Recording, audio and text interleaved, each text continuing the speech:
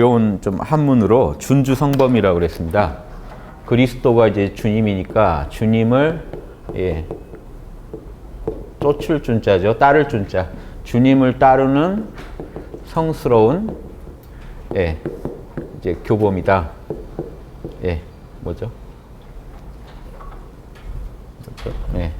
성스러운 교범이다 해가지고 준주성범 그랬습니다. 그래서 주님을 따라, 주님을 본받아 이런 뜻입니다. 우리말로 하면 이제 주님을 본받아.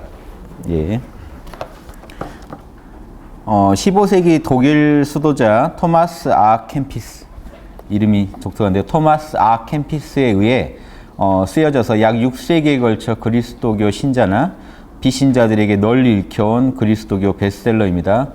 또한 그리스도인의 이상을 가장 명확하고 간결하게 나타내 영성 지도서로 평가받고 있고요.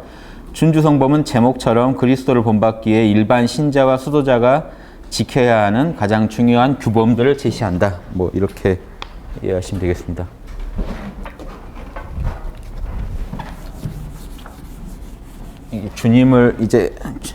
주님을 본받아, 그리스도를 본받아 나의 인격을 다 뜯어 고치자는 얘기입니다. 요즘 뭐 믿으면 하늘나라 간다 이렇게 심플하게 생각하지 마시고요. 중세는요, 중세 그 긴 세월 동안 1000년 동안 어떻게 하면 인간이 그리스도를 본받아서 좀 더 완전한 덕에 이를 것이냐를요 탐구했어요. 끝없이 연구했습니다. 그래서 중세 기독교의 제일 목표는요 완덕이라고 그래요. 한마디로. 이 완덕은요 하느님과의 일치, 하느님과 일치입니다. 목표가. 즉 하느님, 눈에 보이는 우리 하느님이 누굽니까? 하느님을 온몸으로 그대로 보여주신 분, 말로, 행동으로, 몸으로, 예수님이죠. 그러니까 예수님과 완벽한 일치입니다. 예수님이 갖추셨던 그 덕과 나의 이 인격을 갈고 닦아서 완벽하게 하나로 만드는 거. 그러니까 예수님 똑같이 한번 해보는 걸 목표로 했습니다. 인간이요, 이런 신성한 어떤 모델을, 예수님이라는 모델을 놓고 예수님처럼 되기 위해서 한 1000년간 연구를 하고 닦았거든요.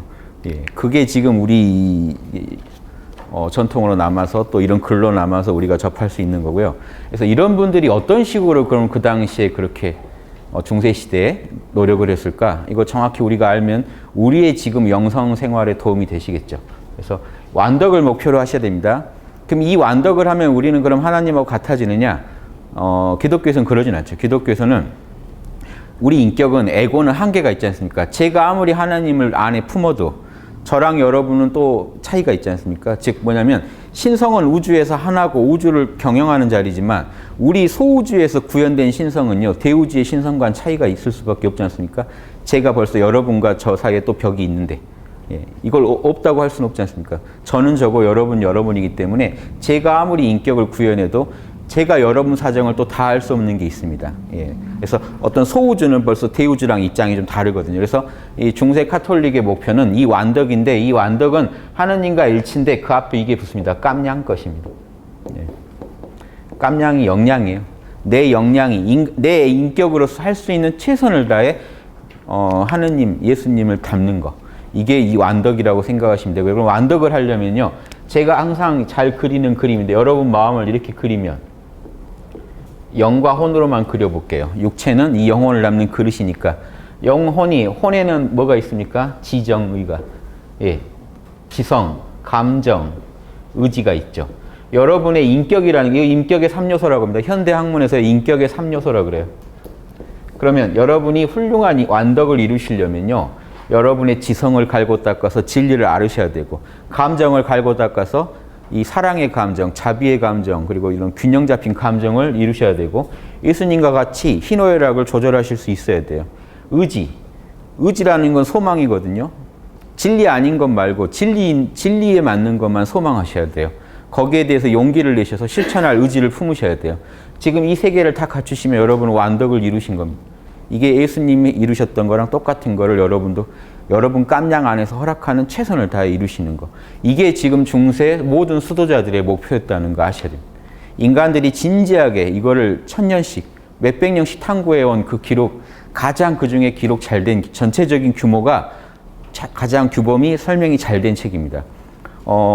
지난번 제가 소개해드린 무지의 구름 이런 거는요, 이런 영성, 이런 혼을 갈고 닦는 부분보다는 혼에서 어떻게 영으로 내 안에 있는 성령을 체득하느냐. 이 영은 성령과 지금 맞닿아 있죠. 내 안에 있는 성령을 곧장 만나는 방법. 그때 뭐였죠? 지성을 쓰지 마라. 모른다 해버려라. 감정은 남겨둬서 하나님과 합일되고 싶은 마음만 유지해라. 의지, 하나님과 합일되고 싶은 의지는 남겨두되 지성은 쓰지 마라. 모른다 해버려라. 그래서 무지의 구름입니다. 혼이 무지의 구름에 빠지면 영과 그대로 만난다. 내가 뭘 안다 모른다 하겠습니까? 이 우주에서요. 티끌도 안 되는 지구에 티끌도 안 되는 몸을 갖고 그 머리, 작은 소견으로 우주가 이런네 저런네 따지는 하는 하나님하고 만날 일이 없습니다. 그러니까 모르겠다 하고 내려놓고 아버지하고 아버지를 향한 모든 세상 것들에 대해서 내려놓는 겁니다. 생각해 보십시오. 여러분이 몸이 지금요. 내가 키가 작네 크네 하고 계시지만 이걸 몰라 해버리시면요. 여러분은 몸이 있는지도 알 수 없습니다. 인간의 혼은 이런 능력이 있어요.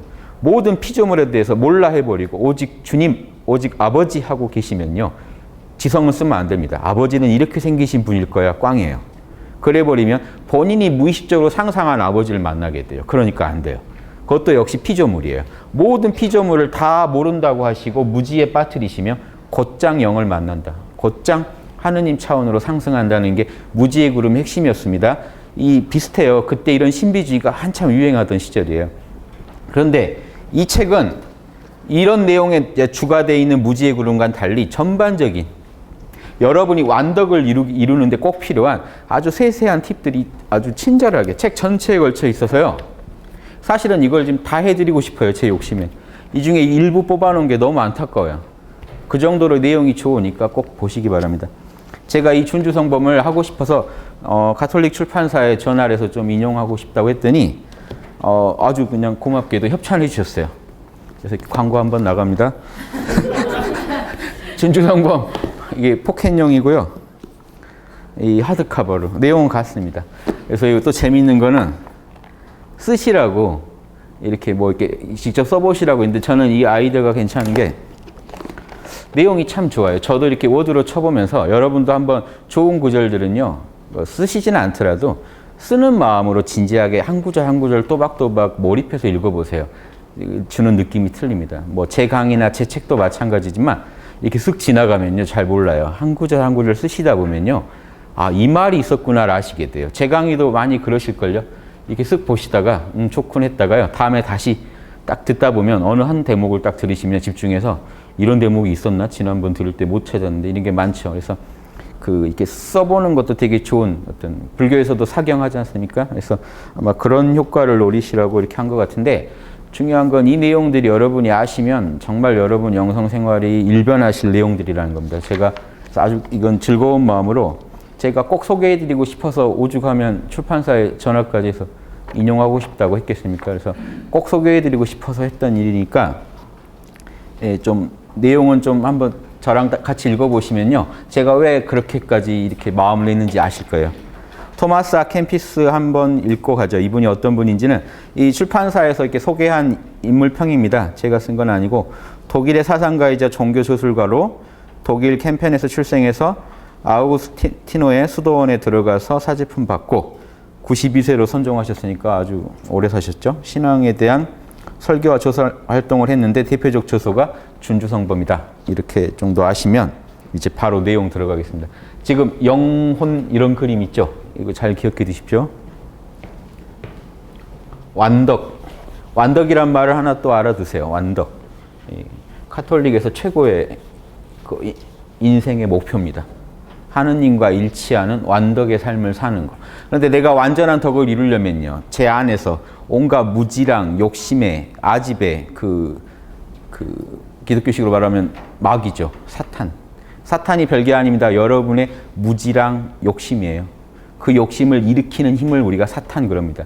어떤 형체가 있는 누군가 생각하지 마세요.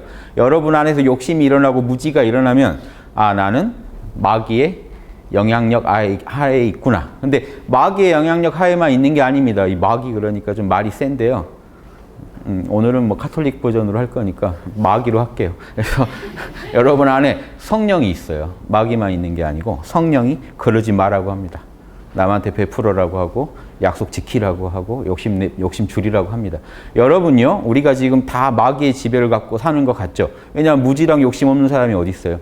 그런데 우리가 지금 이렇게 사는데 크게 지장 없이 대부분 살죠. 사기당하고 도둑질 당하는 경우는 드문 경우잖아요. 그만큼요, 인간 안에서 성령이 잡아주고 있다는 거예요. 마귀 하는데요, 성령의 힘이 훨씬 크기 때문에 인간이 웬만하면 거기까지는 안 가요. 나쁜 일 하나 하려고 해도요, 내 마음에 찔린다 하지 말자. 이게 지금 이 순간에요, 마귀가 무지랑 아집이 저거 내가 가져버리면 좋지 않아? 왜 저게 남의 것으로 있어야 해? 할 때 성령이 하지 마라고 한마디 해서 진정시킨 겁니다. 여러분 안에서 계속 일어나고 있는 이 하느님의 역사를, 성령의 역사를 아셔야 성령을 도와줄 수가 있죠. 어느 편을 응원해야 될지 인간은 결정해야 됩니다. 인간의 영혼은요, 아까 이 성령은 신성하다고 그랬지만 영혼은요, 성령 편 들 수도 있고 사탄의 편을 들 수도 있어요. 왜냐하면 무지랑 욕심은 참 자극적이거든요. 달콤한 걸 들고 여러분 마음을 유혹합니다. 여러분의 약점을 제일 잘 알아요. 그래서 여러분이 흔들릴 만한 걸 딱 제시해요. 그럼 여러분은 조용히 따라가죠. 그래서 우리가 늘 이게 뭔가 벗어나고 싶어도 못 벗어나는 이유는 그런 이유 때문입니다. 그게 또 습관화가 돼 있기 때문에 자동으로 일어나 버려요, 이제. 그런데 성령을 따르는 삶을 조금씩 살면서 그게 새로운 습관으로 들게 하신다면요, 충분히 이겨낼 수가 있고, 그 극치가 완덕이라는 겁니다. 하고 또 해서 덕을 이루는 것. 동양에서 덕자 한번 보실래요? 고들직자입니다. 고들직자의 마음 심자. 양심이에요. 직심. 이게 고덕자입니다. 옛 덕자는 이것만 써요, 원래. 여기에다 덧붙인 게 행할행자입니다. 고든 마음으로 실천해라. 덕은 해야 있어요. 안 하면 없어요. 여러분이 속으로만 하고 싶으면 좀 덜 덕이에요. 실제로 했을 때 진짜 덕이 됩니다. 그래서 덕은 이 정직한 마음, 하나님 마음을 실천하는 겁니다. 성령의 마음으로 실천하는 거. 덕은 완덕이라는 건 내가 그렇게 실천하고 살 때겠죠. 그러니까 성령이 우리 안에서 아무리 올바른 지시를 해주더라도요, 성령이 우리 영을 통해서 우리 안에 영혼육 하죠. 쉽게 말하시는데 이 영혼육을요, 이제 성령과 굳이 나눠서 한번 얘기해 보면요, 내 혼의 이 영이죠. 이 영을 카톨릭에서도 참나라고 합니다. 성령하고 구분해서 얘기를 한 방식을 쓰는 거예요, 지금. 보통 영을 그대로 참나이자 성령이라고도 봐도 무방합니다. 왜냐? 제 설명을 들어보세요. 여러분의 영은 여러분의 참나죠. 혼의 근원이니까. 그런데 성령과 그대로 소통하는 자리예요. 즉 성령 그대로 말하고 그대로 공감하는 자리이기 때문에 여러분의 영과 성령은 사실상 의견 차이가 있겠습니까? 없어요. 여러분의 영은 성령과 그대로 공명하는 자리이기 때문에 영을 성령이라고 봐도 무방합니다. 굳이 나누면 이렇게 나눌 수도 있습니다. 예. 그리고 육이 있죠. 이게 고대 유대교 신전이 성전이 이렇게 만들어져 있어요. 뜰이 있고 성소가 있고 지성소에는 대제사장만 들어갑니다. 거기서 하느님을 만나요. 영은 여러분의 몸이 성전이라면 지성소예요. 아무나 못 들어가요. 그 자리 거기는 하느님, 모세가 옛날 여호와 만날 때 들어간 곳이 성계가 있는 게 지성소예요. 거기 들어가서 하느님을 만나는 겁니다. 여러분이 영으로 들어가서 하느님을 만나니까 예수님이 뭐라고 했죠? 너희는 영과 진리로만 하느님을 예배해라. 혼과 육 신경 쓰지 말라는 겁니다. 내 몸뚱이를 신경 쓰면요, 뭐가 문제가 되냐면요, 하느님을 어디 가서 예배 드릴까부터 따져야 됩니다. 하느님은 어디 계실까 따져야 되는데, 동양에서 선종에서 대도무문, 진리는 이 현상계 차원이 아닌데 여기저기 따지고 있는 게 웃기잖아요. 동서남북 따지고 있는 게. 혼과 육을 초월하라는 얘기입니다. 예수님이. 곧장 영으로 예배드려라. 이 말을 왜 나왔냐면 사마리아 여인을 만났을 때 한 얘기예요. 사마리아는요, 유대인들하고 지금 투쟁 관계입니다. 서로 자기들이 정통이라고 하고 그 예배 지내는 데가 따로 있어요. 서로 어디가 옳다 하는데 예수님이 거기다 대고 뭐라고 했냐면 영과 진리로 예배드려라. 그런 거 따지지 말라는 얘기예요. 정통 비정통 싸우지 말고. 그런 건 혼과 육에서나 갈라지는 얘기지 영에서 그게 말이나 붙을 수 있습니까? 영 자리에서. 지정이 알고 떠들고 울고 웃고 하는 건 다 혼의 자리입니다. 에고를 초월해버리라는 거. 이게 우리가 흔히 말하는 에고의 자리죠. 그래서 이 성령과 곧장 만나야만 여러분 혼은 성령의 빛이 아니군요, 성화가 되질 않아요. 혼이 잘났다고 떠들어서는 안 됩니다. 성령을 만나야만 여러분은 안에서 엄청난 에너지가 샘솟으면서 여러분의 지성은 지혜로, 감정은 사랑으로, 여러분의 의지는 능력으로 변합니다. 전지전능 사랑의 하느님을 닮아가게 돼요. 이게 완덕의 목표입니다. 이렇게 하시고 이제 시작해 볼게요. 이 세상 사물을 사랑하는 마음을 없애고 무영한 것을 찾아 나서기 위해 힘써라. 세상 것을 사랑하는 마음을 따르게 되면 결국 양심을 더럽히고 하나님의 은총을 잃게 된다. 자, 지금 성령의 은총이 필요하죠. 자, 요거 다시 그릴게요.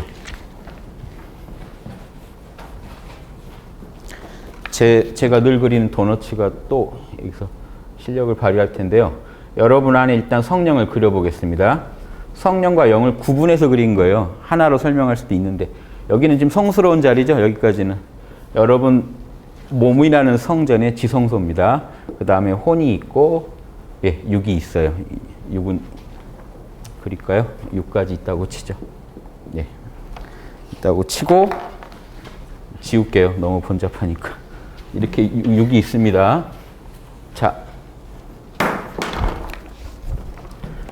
자, 이 말씀 하나도 잘 들어보세요. 이 세상 사물을 위해 사랑하는 마음을 없애고, 사물을 사랑하는. 이 혼은 어떠나요? 혼은 육신을 통해서 자꾸 이 세상을 꿈꿉니다. 그렇죠? 세상은요, 피조물의 세계예요. 성령은요, 조물주죠. 창조주죠. 예. 창조주랑 창조주의 영이죠. 하나님의 영이거든요. 자, 동급이란 말입니다. 자, 내 마음 안에 들어와 있는 하나님이 성령입니다. 지금 성령을 무형의 걸, 이 혼의 입장에서는요, 자꾸 무형의 걸 찾아 들어가야 되는데 자꾸 세상의 것, 피조물의 세계, 보고 들리고 만져지는 그 세계에만 자꾸 마음이 가면 되겠습니까? 무형의 것을 찾아야 된다. 세상 것을 사랑하는 마음을 따르게 되면, 자꾸 이것만 따르게 되면요, 결국 양심을 더럽히고, 양심은 어느 영역인가요? 우리 영의 영역입니다. 성령하고 그대로 공감하는 자리이기 때문에 양심이 곧 성령이고 성령이 양심이에요. 성령이 하지 말라는 거 양심도 하지 말라고 합니다. 여러분 내면에서. 이렇게 이해하시면 어떠세요? 양심을 이제 여러분 양심을 가지고 얘기할 때 영은 양심의 영역이에요. 양심과 영감의 영역입니다. 혼은요, 지정의의 영역이에요. 지성, 감정, 의지의 영역. 이렇게 구분하세요. 명확하게. 그래서 이 말씀 이해되죠? 양심이 더럽혀지게 되고요. 성령이 하라는 것대로 안 하시게 되잖아요. 성령이 불쌍하다, 사랑해라고 그랬는데 무시해버리는 겁니다. 그러니까 하나님에서 오는 은총을 잃게 됩니다. 성령이 내 안에서 이 영을 통해서요. 성령이 이 영을 통해서 제 안에, 혼 안에 엄청난 영감과 양심을 자꾸 보내줘도 지혜와 어떤 사랑으로 얘기할 수도 있겠죠. 영감과 양심을 계속 신호를 보내는데 제가 항상 말씀드리죠. 뭘 어떤 신호로 보내나요? 하느님은? 자명 찜찜이요. 그렇게 하면 찜찜하다. 그렇게 하면 자명하다라는 신호를 보냅니다. 인간의 목소리로 보내는 게 아니에요. 성령은 인간이 아니시니까 더 고차원 언어를 써요. 성령은 여러분 같은 에고가 아닙니다. 지정의가 아니잖아요. 자, 성령은 훨씬 고차원적인 언어로 여러분한테 명령합니다. 그런데 인간이 느낄 때 그 신호는요. 제가 연구해보고 체험해보면 자명 찜찜의 신호로 와요. 확신이 오거나 찜찜하다는 느낌이 듭니다. 자, 그것도 벌써 한번 번역된 거예요. 그렇죠? 여러분 감정, 여러분 혼의 세계에서 번역된 겁니다. 자명 찜찜이라는 신호도 그래도 그 신호가 가장 원초적인 신호라고 할 수 있어요. 이렇게 한번 생각해 보세요. 지금 이 성령에서 영을 통해서 지금 이 혼의 세계에 영향을 줬다고 치죠. 지금 이 영이, 성령이 영을 통해서 우리 혼을 울리는 첫 번째 지점이 있고 한 3단계 지점을 설정해 보죠. 저 뭔짓 하나 하지 마시고 제가 늘 하던 얘기예요. 자, 보세요. 영이 혼을 처음 만날 때 이 신호가 자명 찜찜으로 온다는 게 제 실험 결과입니다. 그리고 지정의를 생각, 감정, 오감으로 나눌 수도 있겠죠. 생각, 감정, 오감의 층으로 치면 3단계가 에너지 차원들이 틀려요. 생각이 더 미세하고 감정이 희노애락으로 확 폭발된 게 더 거칠고 오감은 더 거칠어요. 생각을 통해서 이 성령의 영향을 주면 생각이 어떻게 될까요? 생각이 변해요. 자기 소리가 갑자기 사람은 이렇게 살아야 돼. 저건 하면 안 돼라는 생각이 탁 들어버려요. 소리처럼. 그럴 수 있죠. 그러니까 첫 번째 오는 신호는 자명 찜찜이라는 겁니다. 근데 그게 생각으로 번역될 때는 어떤 생각으로 떠올라요. 그러니까 참나는요. 우리 생각을 바꿔놔버려요. 참나에 이건 분명히 내 생각인데 내 말 같지가 않은 거예요. 그렇죠? 이거는 참나가 여러분의 생각을 바꿔놓은 겁니다. 고로 그건 참나의 생각이에요. 이런 식으로 이제 우리가 보는 겁니다. 감정이 바뀌어버려요. 참나 영향을 받으면. 춥다가 제가 항상 이런 비유 드렸죠. 에고는 쇠공이다. 그런데 뜨거운 참나를 만나면 불덩이가 돼버립니다. 생각이 불덩이가 되면 지혜로 변하고요. 감정이 불덩이가 되면 자비로 변해버려요. 갑자기 마음이 너그러워지면서 포용력이 커져요. 오감이 만약에 이 참나의 빛을 받으면요. 탁월해집니다. 사물이 선명해지고 거기서 더 나가서 오감 중에요. 이상한 소리가 들리고 이상한 현상이 보일 수도 있어요. 여기에 뭔가 다른 게 보일 수도 있고 눈 감고 있는데 뭔가 소리가 들리고 모양이 보일 수도 있어요. 하느님의 은총으로 오감의 변화가 일어날 수도 있습니다. 자, 이게 다예요. 여러분한테 일어날 수 있는. 여러분이 엄청난 신비한 수행을 해도 일어날 수 있는 건 이게 다예요. 난 누굴 봤다 누굴 봤다. 그런데 누굴 봤다 하느님을 봤다 뭘 봤다 믿으시면 안 되는 이유. 왜 무지의 구름에서 그걸 다 부정하라고 할까요? 생각해 보세요. 생각, 감정, 오감으로 일어난 것들은 여러분이 에고에 의해서 재해석된 겁니다. 재해석은요 항상 오류의 여지가 있어요. 그래서 어떤 그 신령한 모습을 봐도요 여러분은 이건 말단으로 취급하시고 아버지하고 부르셔야 됩니다. 말단에 빠지시면 안 돼요. 뿌리를 잡아야지. 뿌리에서는 계속 영감이 나올 텐데 말단에 딱 집착해 버리시면 뿌리가 끊겨버리고. 이해되세요? 말단에 집착하시면 자명하지 않은 어떤 현상에 여러분이 집착하실 수도 있다고요. 극단적으로 말하면. 뭘 봤어요. 뭘 들었는데 내 에고를 통해 재해석되면서 내 무의식의 욕망이 투영돼 버릴 수가 있어요. 무의식의 편견이 투영돼 버릴 수가 있어요. 기독교인한테 오는 영감은 되게 기독교적이에요. 불교인한테 오는 영감은 불교적이에요. 뭔가 이상하잖아요. 자기 무의식, 자기의 인식의 틀의 한계에서 재해석이 되기 때문에 저는 자명 찜찜의 신호를 주목하라고 하는 겁니다. 자명하냐 찜찜하냐. 원초적인 느낌에 주목을 하시면 혹시 본인이 왜곡시킨 부분이 있어도 다 찾아낼 수가 있다는 거, 떠올릴 수가 있고. 이해되시죠? 엄청 과학적인 겁니다. 제가 실험해서 알아낸 영적 정신과학이라고 할까요? 네. 이거 해보세요. 전 당당하게 여러분도 하시면 똑같은 결론에 도달할 겁니다. 실험해보세요. 이런 마음의 구조를 갖고 얘기하는 겁니다. 이분들은 다 알아요. 이걸 온몸으로 실험하신 분들이기 때문에 늘 아버지를 만나면서 자기 몸 안의 성전에서 아버지를 늘 만나시는 분들이에요. 이 글을 쓰실 정도의 이 영성은 제가 읽어본 바로는. 자신의 영혼을 구하는 데 도움이 되는 건 제쳐놓고 그 말씀을 제가 꼭 드려야죠. 제가 이 자료를 못 올려드릴 것 같아요. 이 책이 판매되고 있기 때문에 그러면 제가 말씀은 드려야 되잖아요. 이 방금 1절은 1-1-1입니다. 제가 이렇게 설명드릴게요.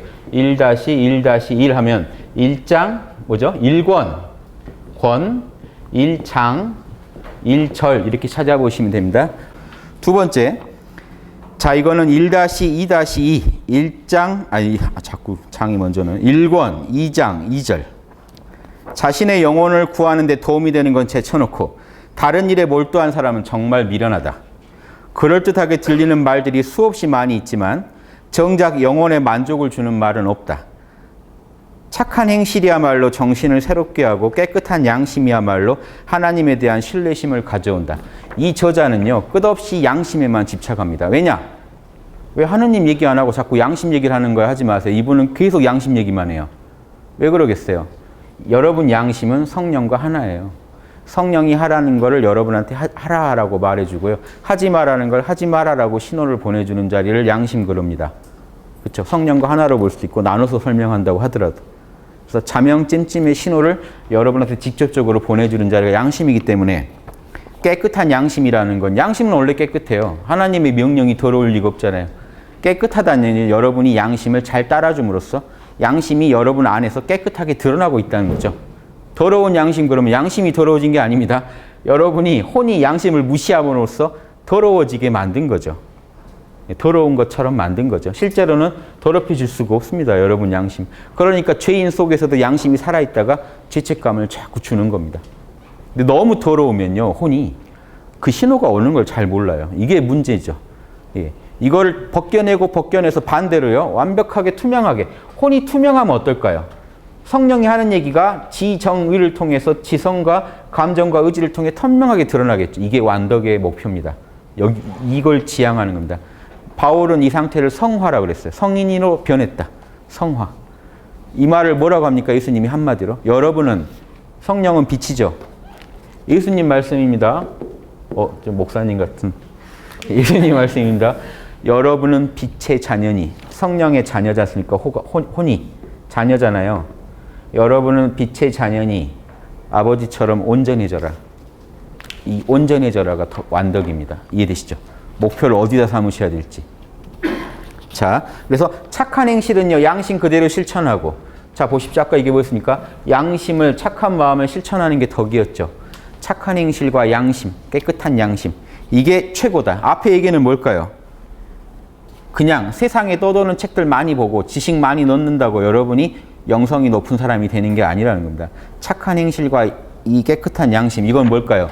여러분 내면에서요, 자명하다라고 신호를 보내오는 걸 하고 찜찜하다고 보내오는 걸 하지 않을 때 여러분은 영성이 높은 사람이 되지, 책을 많이 봤다고 단순히 지식이 많다고 영성이 높은 사람이 되는 게 아니라는 얘기입니다. 이게 1권 2장 2절 말씀이고요. 1권 3장 3절 가보죠. 누구든지 정신을 집중하고 마음을 단순하게 할수록, 이분도 똑같은 얘기합니다. 무지의 구름에 나온 얘기랑 똑같은 얘기래요. 정신을 하나로 모으고. 자, 정신을 어디다 모아야 됩니까?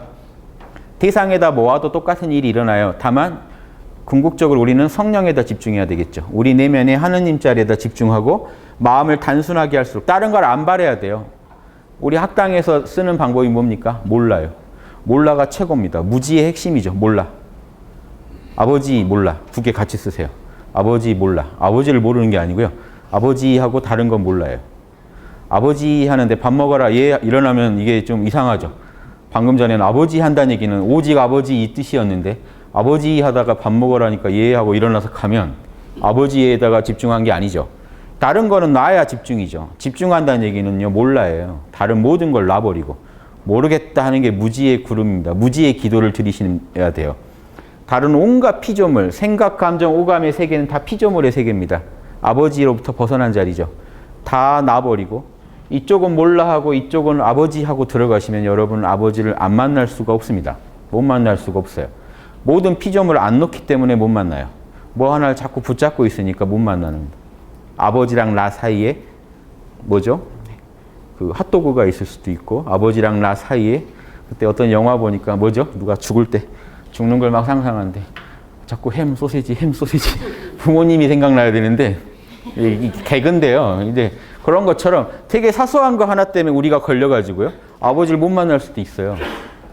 그러니까 몰라를 해버리세요. 몰라 신공을 쓰면요, 어떤 것들 그 앞에서는 자빠집니다. 몰라 하는데 당할 수가 없어. 나 누구야? 몰라. 아버지. 누굴 찾는지 분명히 하셔야죠. 아버지.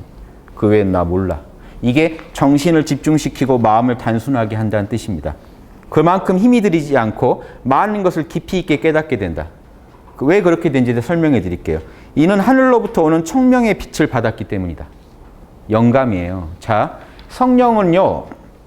자, 성령은 어떤 자리일까요? 빛의 자리고, 지정의로 생각하면요, 전지, 의는 전능, 감정은요, 사랑. 전지전능 사랑의 하느님 아닙니까? 성령이랑 친하게 지내면 에고도 변해요. 어느 날부터 에고도 지혜와 사랑과 전능을 추구하게 됩니다. 지정의가 변해요. 자, 그런데 이 경우는 지금 지성만 가지고 얘기해 보죠. 이렇게 이 성령에 집중을 해서 우리 안에서 성령이 감돌게 되면요, 왜 우리는 많은 것을 깊이 있게 깨닫게 될까요? 왜 그럴까요? 자, 보세요. 여러분이 뭘 안다고 할 때 가만히 생각해 보세요. 뭘 안다고 할 때는요, 자명하다는 느낌이 드는 걸 여러분 안다고 하고, 찜찜하다고 느낌이 들면 모른다고 합니다. 근데 이 일이 지금 성령이 사실은 여러분의 모든 지성, 여러분이 갖고 있는 모든 지혜, 지성의 작용도 성령이 맞다고 하면은 아는 줄 알고, 찜찜하다고 하면 모르는 줄 알고 살고 계세요, 이미. 성령의 작용이 한순간도 끊긴 적이 없습니다, 여러분 안에서. 이해되세요? 이 부분? 저더러 지금 제가 이런 강의, 기독교 강의를 하면은 교회도 안 다니는 친구가 왜 그런 얘기를 하냐, 하느님도 안 믿는 친구가 왜 그러냐 하는데, 지금 이 구조를 저는 온몸으로 실험해 본 저로서는 제가 성령의 빛 없이 한순간도 생각을 하고 감정을 가지고 울고 웃고 행동한다는 건요, 상상할 수도 없어요. 제 안에 성령이 없는데, 하느님의 빛이 없고 하느님의 그 은총이 없는데 제가 생각하고 말하고 행동한다는 게 가능하다면 그거는 그 하느님은 부족한 하느님이죠. 이해되십니까? 여러분도 똑같다는 겁니다. 제가 연구해보고 체험한 결과는 우리 모두가 그 신성의 그 힘에 의해서 울고 웃고 살아가고 있는 거지, 단 한순간도 기쁨도 우리가 만든 적이 없고요, 슬픔도 만든 적이 없어요. 하나님이 만들어 놓은 대로 우리는 쓰고 살고 있는 것 뿐입니다. 이걸 아셔야 됩니다. 뿌리를 모르고 지금 이걸 안다는 건 말이 안 돼요. 예, 제가 어느 교회 안 나가고 안 나가고가 문제가 아니고 제 안에서 작동하는 성령, 이 존재를 인정하지 않고는요, 제 존재를 설명할 수 없기 때문에 이거를 연구하게 됐고 말씀을 드리는 겁니다. 그래서 자, 이 성령의 빛을 받아야만 자명하다는 신호가 있어야 우리는 아는 거 아닙니까? 그런데 일반인들은요, 이 원리를 모르니까 지식만 잔뜩 넣어놓고 자명하지도 않은데 잘 버티고 잘 사세요. 그래서 오히려 아는 분들이, 제가 볼 때는, 아는 분들이 볼 때는요, 그게 더 신기한 삶입니다. 어떻게 살지? 저렇게 찜찜한 정보들을 잔뜩 듣고. 이게 조금 청소하다 보면요, 이게 똑같아요.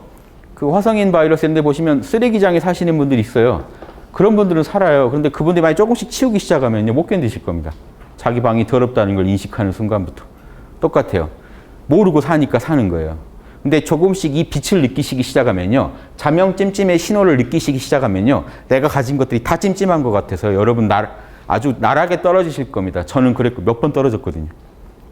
다시 살아 올라오는 것도 이것만 믿고 살아 올라왔어요. 자명합니까? 이거는 만에서 자명하다라고 흔쾌한 기분이 안 들면 아닌 거예요. 다시 또 더 연구, 더 조사. 자명합니까? 했을 때 자명하다는 신호 나올 때 하나씩 다시 블럭을 쌓아서 집을 지어야지, 안 그런 집은요, 사상 누각이라 한 방에 날아갑니다. 찜찜한 정보들로만 만든 그거는요, 한 방에 날아갑니다. 그래서 자명 찜찜의 신호를 아는 게 이렇게 중요한데, 자기 안에 이 총명의 빛, 자명의 빛이 성령으로부터 바로 온다는 걸 아는 사람은요, 지혜를 얻기가 얼마나 쉬운지 아십니까? 이때부터는요, 정보를 넣기만 하면 돼요. 재료는 경험과 여러분이 겪는 경험과 정보라고 할 수 있겠죠. 결국 경험도 정보로 해석되겠지만 재료가 많이 들어갈수록 지혜가 쏟아져 나옵니다. 왜냐? 인가 바로 하면 되니까요. 자명해, 찜찜, 자명, 찜찜. 금방 책 하나가 나오고 진리 체계가 나옵니다. 이해되세요? 훨씬 깊이 알아요. 그것도 수준 깊게. 우리가 그 단순한 과학 법칙 아는 수준이 아니고 우주의 영적인 법칙, 물질 세계에 적용되는 법칙이 아니라 인간의 심리 세계에 적용되는 고차원적인 법칙, 사랑과 정의, 지혜, 조화, 이런 것들에 대해서 어떤 게 선인지 악인지 아는 이 지능이 높아져 가지고요, 그대로 지혜가 겪는 대로, 체험하는 대로 지혜로 작품이 나옵니다. 재료만 막 집어넣으면요, 그냥 작품이 돼서 나와요. 총명의 빛 때문에, 성령이 뿜어주는 빛 때문에 가능해요. 이해되십니까? 차가운 쇠공은요, 뭘 알아도 안 것 같지 않고 하나도 설명하지 않지만, 불 속에 있는 쇠공은요, 환하게 압니다. 이 쇠공이 잘나서가 아니라 불 때문에 알아요. 성령의 빛 때문에 우리는 알 수 있어요. 이해되십니까? 예, 여러분은 지금 훌륭한 크리스찬으로서 이 마음의 구조를 이해하시고 이렇게 살 줄로 믿습니다. 이렇게 사셔야 완덕이 이루어집니다. 다른 방법이 없어요. 그렇죠? 이거 말고 다른 방법 있나요? 내 안에 성령의 빛과 그 지혜와 그 사랑을 온전히 이 혼이 따르지 않고 혼이 변화될 방법은 없습니다. 이 구조를 잘 아신다면. 철저히 이걸 그렇게 살아보신 분만이 지금 이런 말씀을 할 수가 있어요. 마음이 정결하고 순직하고 항구하면, 마음이요, 늘 성령을 향해 있으니까 정결한 거고, 순수하고 정직한 거고, 항구하다. 다른 데 떠날 생각이 없어요. 성령이 최고인데요. 나의 뿌리를 찾았는데 내가 왜 밖으로 걷돕니까? 그 자리에 안주를 해버리면 늘 이제 내 안에서 성령을 느끼며 살아요. 이런 분들은요, 하루에 24시간 성령을 느낍니다.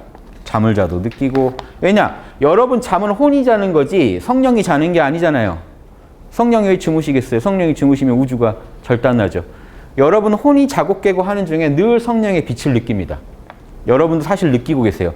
깊은 잠 잤을 때 누가 있죠? 날 지켜보는 누가 있어요.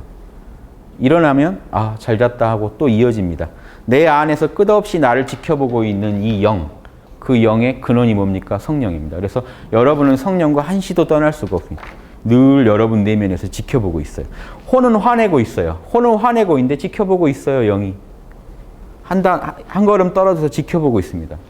그러니까 여러분이 화내시다가도 그만하자라는 생각이 드시는 겁니다. 화 자체가 여러분이라면 그만하자는 생각이 왜 들겠습니까? 그런데 냉정한 생각이 안에 있다가 거기까지라고 신호를 보내줍니다. 그건 자명하지 않아.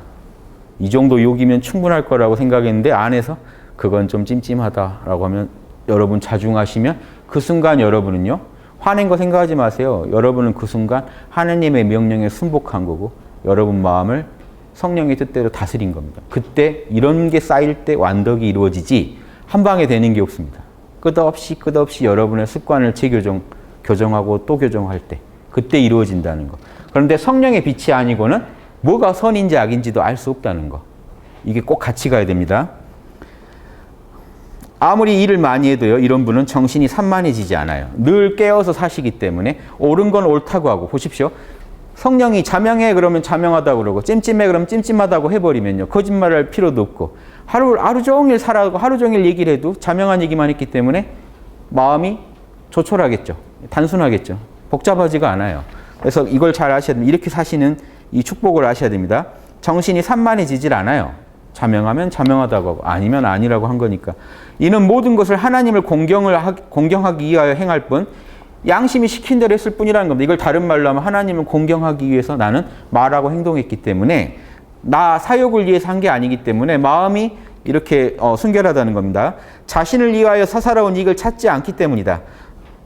그대의 마음에 절제되지 않은 욕망보다 그대를 더 방해하고 성가시게 구는 것이 또 있겠는가? 그거를 관리하지 않고서는 영성생활, 영신생활이라고도 하죠. 그리고 완덕으로 가는 길은 요원하다. 이렇게 결론을 좀 내려보겠습니다. 그 다음 1권 3장 4절입니다. 학문을 깊이 연구하는 것보다는, 자, 학문을 깊이 연구한다는 건 지금 부정적으로 쓰시는 거죠. 뭐냐면요, 재료만 잔뜩 집어넣고 총명의 빛으로 인가를 못 받은 상태를 말해요. 그러면 이 상태는 지식밖에 안 돼요. 진짜 아는 게 아니에요. 그러니까 마음이 늘 불안하고 답답해요. 진짜 알면 시원할 텐데 답답한 겁니다. 여러분도 혹시 영적인 정보를 많이 들어놓으셨는데 뭔가 답답하다면요, 지금 안에서 소화가 안 되고 있다는 얘기고 충분히 내면의 영감과 양심으로 검증을 못 받았기 때문에 그 정보들이 보류 상태니까 답답한 겁니다. 이해되시죠? 자, 학문을 깊이 연구하는 것보다는 너를 겸손하게 낮출 줄 아는 것이 하나님께로 가는 확실한 길이다. 이 말 들으시고요. 뭐 그렇게만 사람이 순딩이처럼 살면 되나 이렇게 생각하시면 안 됩니다. 지금 이 말의 핵심은 이겁니다. 지식을 잔뜩 넣는 것보다는 양심에 순종하는 삶을 살 때 우리는 선악을 가를 수 있게 되고 실제로 지식들도 요리해낼 수가 있다는 겁니다. 그래서 여긴 지금 빠졌지만 학문을 많이 아는 사람보다 해와 달이 돌아가는 걸 다 아는 사람보다 양심 따르는 촌백성이 훨씬 낫다라는 구절도 있어요. 책 보시면 나옵니다.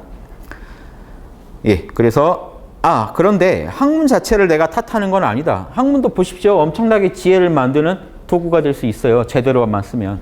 하지만 사물에 대한 연구와 지식이 나쁘다는 것도 아니고, 하지만 학문 자체는 좋지만 하느님께서 모든 걸 다 마련하셨으니까 하느님을 모르고는요, 학문도 제대로 설 수 없다는 얘기입니다. 다만 학문을 연구하기보다는 양심에 따라 선하게 착하게 생활하고 덕을 닦으며 살아가는 것을 더 훌륭하게 여겨야 한다는 말일 뿐이다. 이해되시죠?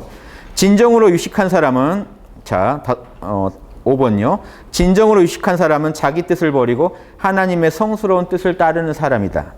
1권 3장 6절입니다. 동양에서 이런 말 하죠. 동양 것도 한번 같이 말씀드리면, 동양의 서경에 보면요, 도심, 진리의 마음을 얘기하고 인심, 사람의 마음을 얘기합니다. 지금 도심은 성령의 은총이에요. 인심은요, 욕심이죠. 사람의 욕심.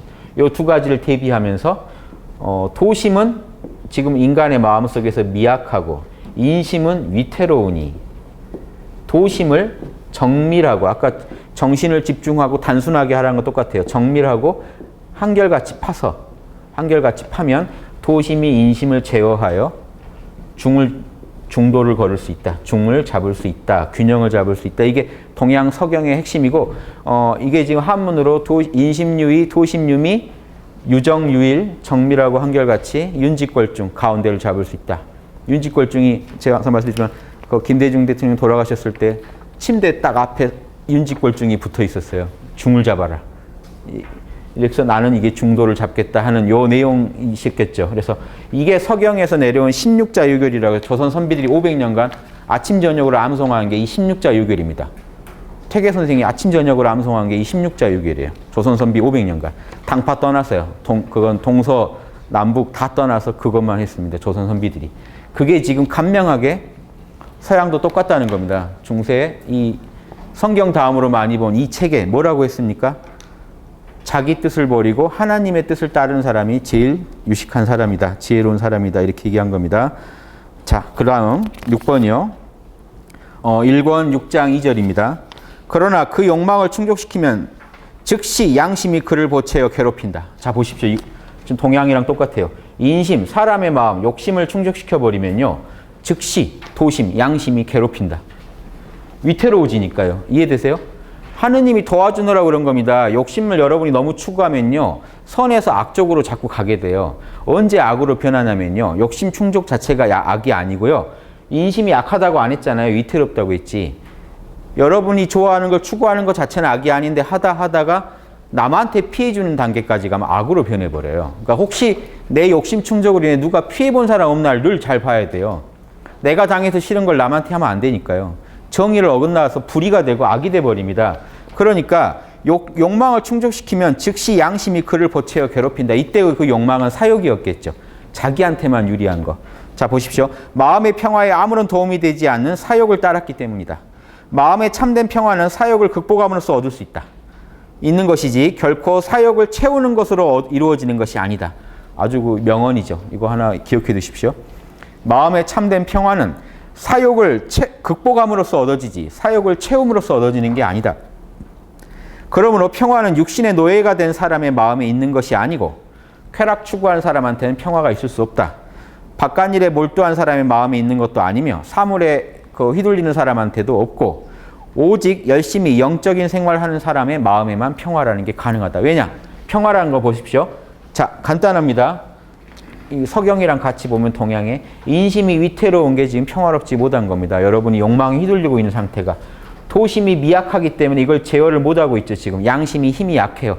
여러분 안에서 양심이 힘을 못 받고 있어요. 양심이 원래 강력한데 왜 힘을 못 받을까요? 여러분이 관심이 없으니까요. 혼이 이쪽 힘을 손을 들어주질 않으니까요. 욕망의 손만 늘 들어주니까요. 이해되시죠? 사탄의 손만 늘 들어주지 성령이 제시하는 거는 별로 시덥지 않게 생각합니다.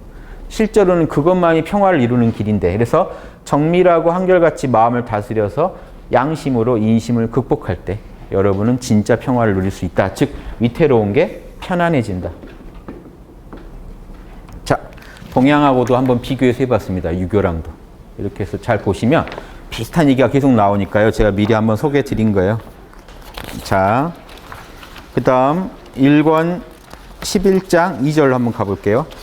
많은 성인들이 어떻게 그리 완전했던 거 완덕을 말합니다. 완덕을 이루었던 선배 성인들 지금 하느님 나라에 올라가서 하느님이랑 같이 즐겁게 잘 살고 있는 그 완덕을 이룬 선배들을 얘기합니다. 많은 성인들이 어떻게 그리 완전했으며 관상적 생활을 할 수 있었는가. 관상은요 묵상의 다음 단계거든요. 보십시오. 3단계가 있어요. 일반적인 기도가 있고요. 이거 묵상 관상도 기도에 해당되지만 일반적으로 우리가 뭘 원합니다는 것도 하나의 기도잖아요. 그 단계에서 좀 더 나가면요. 좀 더 고수를 향해 가시려면 묵상을 하셔야 돼요. 묵상은요. 예수님의 행적이나 예수님의 말씀 하나에 집중해 들어가는 겁니다. 일념. 혼이 바로 성령을 못 보니까 혼이 너무 생각이 잡다 하잖아요. 하나로 몰아가는 게 묵상입니다. 묵묵히 예수님의 행적이나 말씀 하나에 집중을 해서 생각을 하다 보면 정신이 단순해지겠죠. 그러다가 관상 단계로 들어갑니다. 관은 볼관자거든요. 하느님을 직접 봐요. 이때는 성령이랑 다이렉트로 통합니다. 관상에 들어가면 묵상은 내려놔야 돼요. 아버지, 자, 묵상하는 방법입니다. 아버지하고 아버지로만 집중하는 거죠. 아버지 하다가 진짜 아버지를 탁 만나게 되면 말이 뚝 끊어져요. 그러니까 묵상에서 관상 넘어가는 걸 이렇게 명상하는 걸로 설명하면 이렇게 설명할 수 있어요. 아버지 딴 생각 안 하고요. 아버지 몰아가다가 하고 더 할 말이 없어집니다. 내 마음 안에서 평안이 와버리면서요. 말이 끊어져 버려요. 아버지랑 바로 만난 상태가 관상입니다. 그래서 관상적인 생활을 할 수 있었는가? 어떻게 그들은 매일 하느님을 보면서 살 수 있었는가? 그것은 성인들이 자기 자신을 온전히 극복하여 모든 세속적 욕망을 없애는데 힘써 온전한 마음으로 하느님께 정을 붙이고 자유롭게 자기를 다스릴 수 있었기 때문이다. 지금 보십시오. 욕망이 혼을 아무리 유혹해도 몰라라고 하고 아버지한테 집중할 수 있었기 때문이라는 겁니다. 우리는 우리의 사욕과 환상에 과도하게 사로잡혀 이 혼은요, 왜 욕망에 휩쓸릴까요? 왜 인심에 취약할까요? 그게요, 환상을 주기 때문에 그래요. 아버지보다 더 천국이 있을 거라는 사물을 쫓아가면 실체는 무상하고 괴롭고 허무하고 고독한 것들인데 전혀 앞날을 보장 못 해주는 것들인데 돈을 쫓아간다는 겁니다. 명예를 쫓아가고 권력을 쫓아가고. 명예라는 것도 따지고 보면 남의 평가 아닙니까? 남의 평가만큼 무상한 게 없는데 우리는 명예를 받고 싶어 해요. 목숨을 걸고라도. 이게 뭔가 단단히 잘못되는데 모르잖아요. 근데 아버지 성령을 알면 성령의 자명한 빛으로 비추어 보면 그 일이 가치가 있는지 없는지 판명해질 텐데 그 생각할 여유가 없는 겁니다. 그래서 여러분 보십시오. 성령을 많이 아는, 성령의 뜻을 많이 이해하는 정도가요, 영성지능이라는 겁니다. 영성의 지능이에요. 영성지능은요, 성령을 알고 성령을 어떻게 하면 만날 수 있는지도 알고 성령의 뜻이 뭔지, 그것도 구체적으로요. 사안마다. 지금 이 사안에서 성령의 뜻이 뭔지, 지금 동생과의 싸움에서 성령의 뜻이 뭔지, 어머니와의 관계에서는 성령의 뜻이 뭔지, 지금 아버지가 누워 계신데 간병하는 입장에서 성령의 뜻이 뭔지 선명하게 들을 수 있어야 돼요. 선명하게 듣는 정도가, 듣고 따르는 정도가 영성지능이라고 하는 겁니다. 지능이 낮을수록 왜곡이 심해요. 아버지가 뭐는 하지 마라 하면 하지 마라만 들리고, 뭐는 해라 그러면은 그 중에 자기 마음에 드는 거 하라는 말만 들리고, 이렇게 처음에는 귀가 좀 왜곡돼 있어요. 그러다가 자꾸 닦으면 마음을 자꾸 정화시키다 보면요, 성령의 빛으로 선명히 들리기 시작해요. 선명히 들리면요, 여러분, 제가 장담하건대 선명히 들리면 여러분 안 따를 수가 없습니다. 천둥처럼 들리는데요. 하지마 하는 게. 저 하늘에서요, 하지마 하고 벼락을 치면 하시겠어요? 못해요. 하고 싶은데 못해요. 그러니까 예수님도 어떠셨나요? 아버지 이 잔을 좀 치워주세요 할 때 천둥이 울렸겠죠. 받아라, 그 잔을 받아라. 예, 아버지 뜻대로 하세요. 눈치가 빨라야 됩니다. 선명하게 듣고 선명하게 따르는 그 지능. 인간이다 보니까 이 혼을 가지고 계시는 동안에는, 혼이 있는 동안 여러분도 되게 취약하고 나약하다는 것도 인정해야 됩니다. 하지만 아버지의 소리를 따라야 된다는 것도 아셔야 된다는 거. 이게 이제 영성생활의 핵심입니다. 자, 그러니까 이 아버지를 등질수록 우리는 환상에 시달리게 돼요. 그래서 사라져버릴 그 무상한 일에 너무 많이 근심하고 걱정해요. 이해되시죠? 내일 죽을 사람이 막 천년 앞을 걱정하다가 어떻게 하면, 이런 사례를요 군대에서 볼 수 있어요. 제대할 사람이 막 군대 걱정해요. 후임들 어떻게 잘 살까, 나 없으면. 나가기만 하면 잔치가 벌어질 텐데 본인만 걱정이 많습니다. 이해되십니까? 이렇게 사람은요 환상 속에 살아요. 그러니까 이건, 근데 우린 긍정해야 됩니다. 저도 또 포함해서 모든 사람은 환상 속에 살아요. 누구는 빠지고 누구는 뭐 이거 아니에요.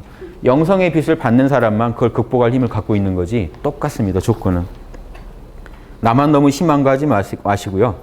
그래서 한 가지 악습이라도 완전히 극복하려고 하질 않고 날마다 나아지려는 갈망에 타오르질 않는다. 이분이 볼 때 얼마나 안타깝다는 겁니다. 얼마나 안타깝냐. 악습이 보면은 쌓였는데 한 가지라도 고칠 생각 안 한다는 거예요. 여러분 요즘요 뭐 끌어당김의 법칙 해가지고요, 저는 아주 반대입니다. 끌어당기면 끌어당겨지죠. 근데 끌어당김이 성령의 뜻에 맞지 않을 때는 안 당길 수도 있어야 된다는 거예요. 내가 그걸 원하지 않아야 돼요. 환상에 빠져서 막 끌어당긴다는 건요, 지금 악업을 엄청나게 지을 수도 있다는 거예요. 선악관념이 없는 그런 끌어당김은요, 욕망만 훨씬 입토롭게 만들어 놓습니다. 양심에 물어보셨나요? 그걸 원할지 말지. 이 내용이 다 나옵니다. 조금 있다가. 아버지가 원하지 않는 걸 하면 안 돼요. 원해도 안 돼요. 그거 아셔야 됩니다. 그래서 끌어당김의 법칙에서 여러분이 간절히 믿으면 이루어진다. 이게 일정 부분 맞는 진리예요. 다 아시잖아요. 간절히 믿은 건 이루어졌잖아요. 어떻게든 우리가 그걸 향해 노력하다 보면. 그런데 뭘 원하셔야 되나요? 악습 끊기를 원하셔야 돼요. 100억 로또를 원하지 마시고요. 내 악습 끊기를 원하셔야 완덕을 향해 가는 사람의 덕목이죠. 이해되시죠? 그래서 악습 끊기를 아무도 원하지 않는다는 겁니다. 안타까운 거. 원하질 않아요. 그래서 우리는 냉랭하고 무관심한 채로 있다. 하면 할 만한 거는 안 원하고, 원해봤자 사라질 거는 간절히 원하고 있는 이 상태. 이 상태가 지금 심각한 상태라는 걸 아시면 여러분도 영성이 한 단계 올라가십니다. 이 단계가 심각하지 않게 느껴지시면요, 뭐 그렇게 사는 거 좋잖아 그러시면 영성이 그 자리죠. 영성이 올라간다는 건 이런 거라는 걸 제가 예를 들어드리는 거예요. 이 생각 하나가 바뀌시는 게 여러분 안에서 성령의 빛이 하나 더 뚫고 나온 겁니다. 아주 시커먼 여러분의 혼을 한 줄기 빛이 하나씩 뚫고 나오기 시작합니다. 제 강의를 자꾸 들으시면요, 빛이 자꾸 터져 나오시는 걸 느낄 거예요. 왜냐? 자명한 얘기만 하니까요. 여러분 말씀에서 여러분이 말씀으로 쉽게 자명하다란 말이 나올 말만 제가 골라서 하니까 여러분은 제 강의를 듣고 계신 머리가 좀 혼하실 거예요. 총명의 빛이 작동을 원활하게 하실 겁니다. 제가요, 여러분 간단해요. 여러분 멘붕시키는 거는 이 한 줄에 어려운 용어 한 5개 써버리면요. 여러분 눈 흰자위가 더 많아집니다. 검은 자위보다. 전 다 보이거든요. 아이고 이거 큰일 내가 잘못했다. 잘못한 거죠. 제가 청명하지 않은 청명의 빛을 가리는 언어를 계속 써서 여러분의 혼을 어둡게 만들었잖아요. 이 얘기를 아신다면요. 남한테도 자명한 얘기만 하셔야 됩니다. 남한테 덕짓는 일입니다. 우리가 욕망을 완전히 끊고 마음의 번잡함을 없앤다면 하나님의 일에 맞들일 수가 있다. 이 일이 재밌기 시작해요. 성령과 만남고 성령의 뜻을 따르는 게 재밌어지기 시작해야 되는데 그러려면요. 욕망을 좀 끊어야 된다는 겁니다. 세속에 대한 이 에고의 욕망, 환상을 좀 끊어야 되고 마음의 번잡함을 좀 단순하게 만들어야 된다. 그래야 천상적인 관상을 경험할 수도 있을 것이다. 천상적 관상은 뭐겠습니까? 관상은 아버지를 직접 만나는 거니까 아버지랑 직접 만나는 걸 지금 천상적이라고 표현합니다. 지상적인 일이 아니라는 겁니다. 현상계 차원을 초월해서 초월적인 아버지랑 직접 만나는 이런 체험도 가능하다. 세상에 대한 욕망만 몰라 해버리고 내려놓으신다면요. 영원히 끊으란 것도 아닙니다. 몰라 하고 끊어보세요. 왜 그러냐면요. 영원히 끊을 일도 아니에요. 아버지랑 친해지시면요. 그런 것들도 다 좋은 도구로 쓸 수 있으니까요. 지금 문제는 아버지를 못 만나니까 욕망을 좀 내려놓으셔야 됩니다. 아버지 만나는 걸 막고 있는 걸 내려놓으셔야 됩니다. 아버지랑 만나서 아버지랑 친해지시면 여러분이 가지고 있는 삶의 어떤 수단, 도구들을 이제 하느님의 성령의 그 어떤 표현의 도구로 쓰실 수도 있겠죠. 그런 것도 한번 생각해 보시고요. 우리에게 가장 크고 유일한 장애물은 우리가 욕망과 그릇된 열정에서 자유롭지 못하다는 거다. 자유로워지셔야 됩니다. 자, 이 말 아주 9번 죽입니다. 자, 8번 얘기 제가 드렸나요? 예. 8번은 1권 11장 3절 얘기입니다. 3절. 자, 9번 아주 여러분한테 실전 팁이 나갑니다. 매년 악습 하나씩만 뿌리 뽑으면 지금 이 말 듣기만 해도 후회되시죠? 매년 하나씩만 없앴으면 오래지 않아 분명히 완전한 사람이 될 것이다. 완덕의 사람 됐을 텐데. 아쉽죠? 지난 10년이, 20년이. 1년에 하나씩만 없앴으면 됐는데요. 자, 이분들이 실전 팁 장난 아니죠? 여러분이 할만하게 자꾸 얘기해 주시잖아요. 이런 분들 글을 많이 보셔야 돼요. 영성지능이 높아져요. 이런 글을 많이 안 보고요. 뭐 100억 만들기 이런 거 자꾸 보시면요. 그쪽 지능만 높아져가지고 세상에 대한 환상만 더 커져가지고요. 그걸 다 버리라는 건 아니지만 그거에 빠져가지고 뭐가 옳은지 그른지도 몰라보게 돼요. 그럼 짐승이랑 차이가 없어진다는 게 옛날 동양 어른들 말씀이고 지금 여기도 똑같은 얘기지 않습니까? 처음에 조금만 힘쓴다면 후에는 모든 것을 힘들이지 않고 즐겁게 행할 수 있으련만 되게 안타까워하시는 이 느낌 들죠? 조금만 노력하면 편해질 텐데 왜 저러고 살까 하는 겁니다. 그렇죠? 죽을 때까지 그렇게 살아요. 그게 힘들다고 하면서도 그렇죠? 예, 또 그걸 하고 있고 이 악습 하나씩만 끊어도 어디냐 하는 1년에 우리 학당은 하루에 하나씩 끊으라고 권장해 드립니다.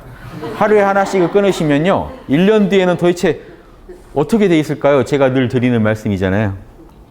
그러니까 이런 거 보면 마인드가 똑같다니까요. 제가 이거 지금 500년 전, 600년 전 글인데 똑같잖아요. 이거 지금 제가 이거라고 소개 안 드리고 말씀드리면은 제가 늘 하던 얘기 아닌가요, 다? 그쵸?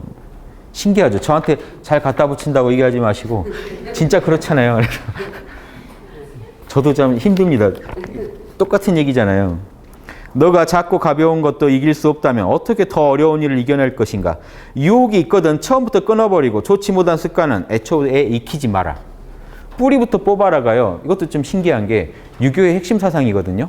싹이 하나 올라왔을 때 마음에 사욕이면 뽑아버려라. 도심이면은 부추겨줘라. 키워라. 이게 유교의 선비들의 제일 핵심 사상이었는데 여기 그대로 있습니다.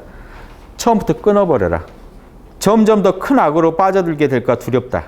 훌륭한 생활이 자신에게는 평화를 가져다주고 다른 이들에겐 기쁨을 가져다 준다는 것을 생각한다면 영성의 진보에 대하여 더 많은 관심을 기울이게 될 것이다 하는 게 1장 뭐죠? 예, 죽어도 1장이 나오네요. 악습이 뿌리 뽑혀지지가 않습니다. 이게 하나가 이렇게 어려워요. 뽑기가. 1권 11장 6절입니다. 자, 이 보살도 아닙니까? 보십시오. 양심을 따르는 삶은요. 본인한테는 평화를 주고 다른 사람한테는 기쁨을 줘요. 멋지죠? 이게 자리이타의 보살. 동양에서 이건 보살도라고 하죠. 보살도의 핵심이 뭡니까? 자리이타. 나도 행복하게 하고 이게 세속적인 이익이 아니죠. 예, 내 영성을 더 행복하게 하고 내 양심을 만족시키고 남의 양심도 만족시켜주는 거. 자리 이타는 건요, 꼭 물질 도와주고 하는 게 아니에요. 상대방 양심을 복돋아 주는 겁니다. 당연히 그러려면 물질도 지원이 나가야 되지만 근원은요, 상대방이 더 영성이 높아지길 도와주는 겁니다. 이게 보살이죠. 그러니까 상구보리, 나를 더 이롭게 하는 방법은요, 지혜, 보리를 깨달음을 얻는 거고, 남을 이롭게 해주는 건 뭡니까? 하화중생, 중생을 교화시켜주는 겁니다. 단순히 물질 도와주는 게 아니라고요. 당연히 그거는 부수적으로 나가는 거고, 물질만 갖다 줬더니 더 타락하면요, 이건 또 문제가 있지 않습니까? 그러니까 급한 건 당연히 도움이 나가야 되지만 그러면서도 꼭 양심을 더 개발할 수 있게 도와주는, 여기까지 가야 보살이라고 합니다. 제가 이제 그 기독교 용어로 보살을 뭘로 부르면 좋을까 했는데 제일 좋은 게 있어요. 요한복음을 보다가 뭐죠? 주는 나의 목자시다. 목자가 보살입니다. 동양의 군자, 리드하는 사람 군자, 리더, 양심적 리더 군자, 목자죠. 양을 치는 사람 목자. 나와 나 모두가 잘 되게 그걸 복돋아 줄 수 있는 사람. 기독교 개념으로 목자가 보살이라고 생각하시면 됩니다. 하나님의 뜻을 따른다는 측면에서 사도라고 볼 수도 있지만 중생을 돌본다는 측면에서 목자란 말이 좋죠. 중생을 양 한 마리라도 나는 놓치지 않겠다는 마음으로 중생을 이렇게 돌보는 사람은 보살도의 극치입니다. 그래서 목자란 표현이 좋은 것 같습니다. 자, 그 다음에 1권 16장 3절. 우리는 남을 엄히 꾸짖어 그의 과실을 고치길 원한다. 내가 한번 엄격히 얘기해야겠어 이러는데 우리 자신을 꾸짖어서 자신의 과실을 고치려 하지는 않는다. 이게 안타깝죠. 이게 예수님이 말한 겁니다. 대접받고 싶은 대로 남한테 대접하라는 게. 내가 누가 나 이렇게 하는 게 싫으면요, 나도 참아야 되고요. 그렇죠. 내가 받고 싶은 걸 남한테 해줘야죠. 그래서 먼저 자기를 바로잡은 뒤에 남한테 얘기해 주는 게 우리가 받고 싶은 거 아닙니까? 친구가 자기부터 고친 뒤에 우리한테 권해주는 걸 원하지. 자기는 막 살면서 저한테 고치라고만 지적하면 잘난 채밖에 안 되니까 우리도 안 고칩니다. 서로 이제 가는 거예요, 같이. 그래서 이걸 잘 생각해 보시고요. 그 다음 12번. 1권 19장 4절. 계속해서 정신을 집중할 수 없거든 적어도 가끔은 집중하여라. 학당 얘기랑 똑같습니다. 성령을 계속 바라보셔야 돼요. 그런데 세상 일이 바쁘지 않습니까? 그러면요, 틈틈이라도 계속 성령을 느끼시고 바라보셔야 돼요. 그런다고 해도요, 세상 일에 빠져도 아까 말씀드렸듯이 늘 하나님을 공경하는 마음으로 하기 때문에 성령의 빛을 놓치진 않아요. 뭡니까? 여러분 마음 안에 성령의 빛이 뭐로 돌아올까요? 평화와 기쁨으로 늘 느껴져요. 성령이 늘 느껴지게 돼 있어요. 그런데 성령만 집중적으로 바라보는 시간을 따로 가지라는 거지, 하루 종일 그러면 가끔만 성령 느끼라는 얘기인가 보다 이러시면 안 돼요. 성령이 어떻게 24시간 저를 떠납니까? 늘 느끼는데, 성령의 평안과 기쁨이 늘 느껴지는데, 그래도 성령만 집중적으로 바라보는 시간을 또 가져라. 그래야만 이 혼이 안정이 돼서 그래요. 안 그러면 이 혼이요, 또 환상과 사욕에 빠지기 시작해요.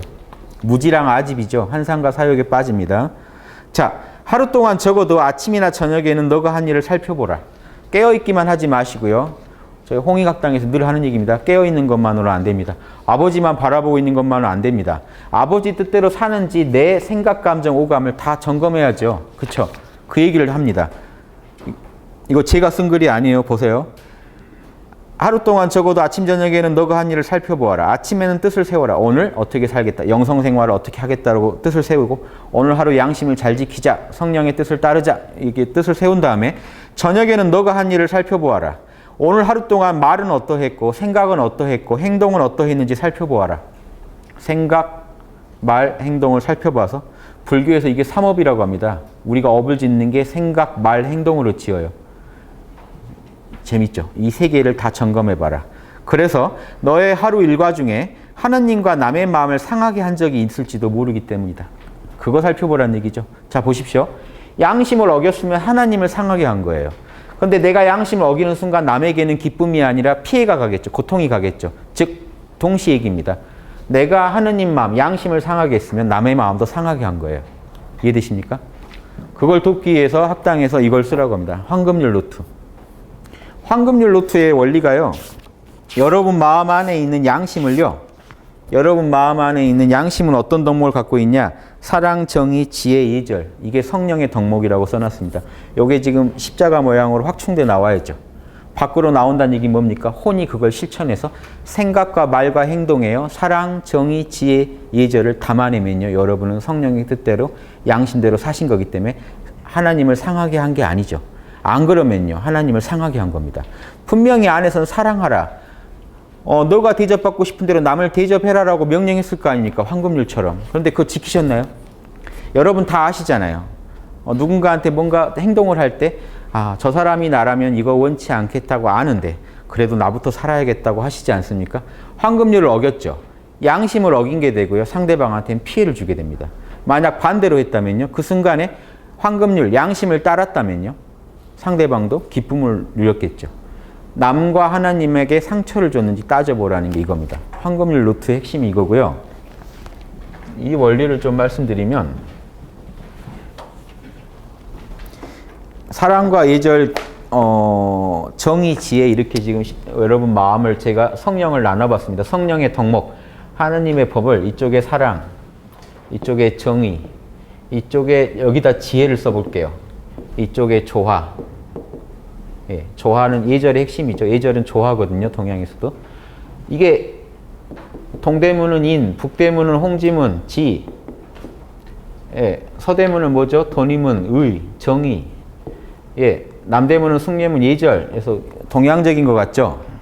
근데 저는 이거를 기독교도 하느님의 질서도 이렇게 돼 있다는 걸 확신하는 이유가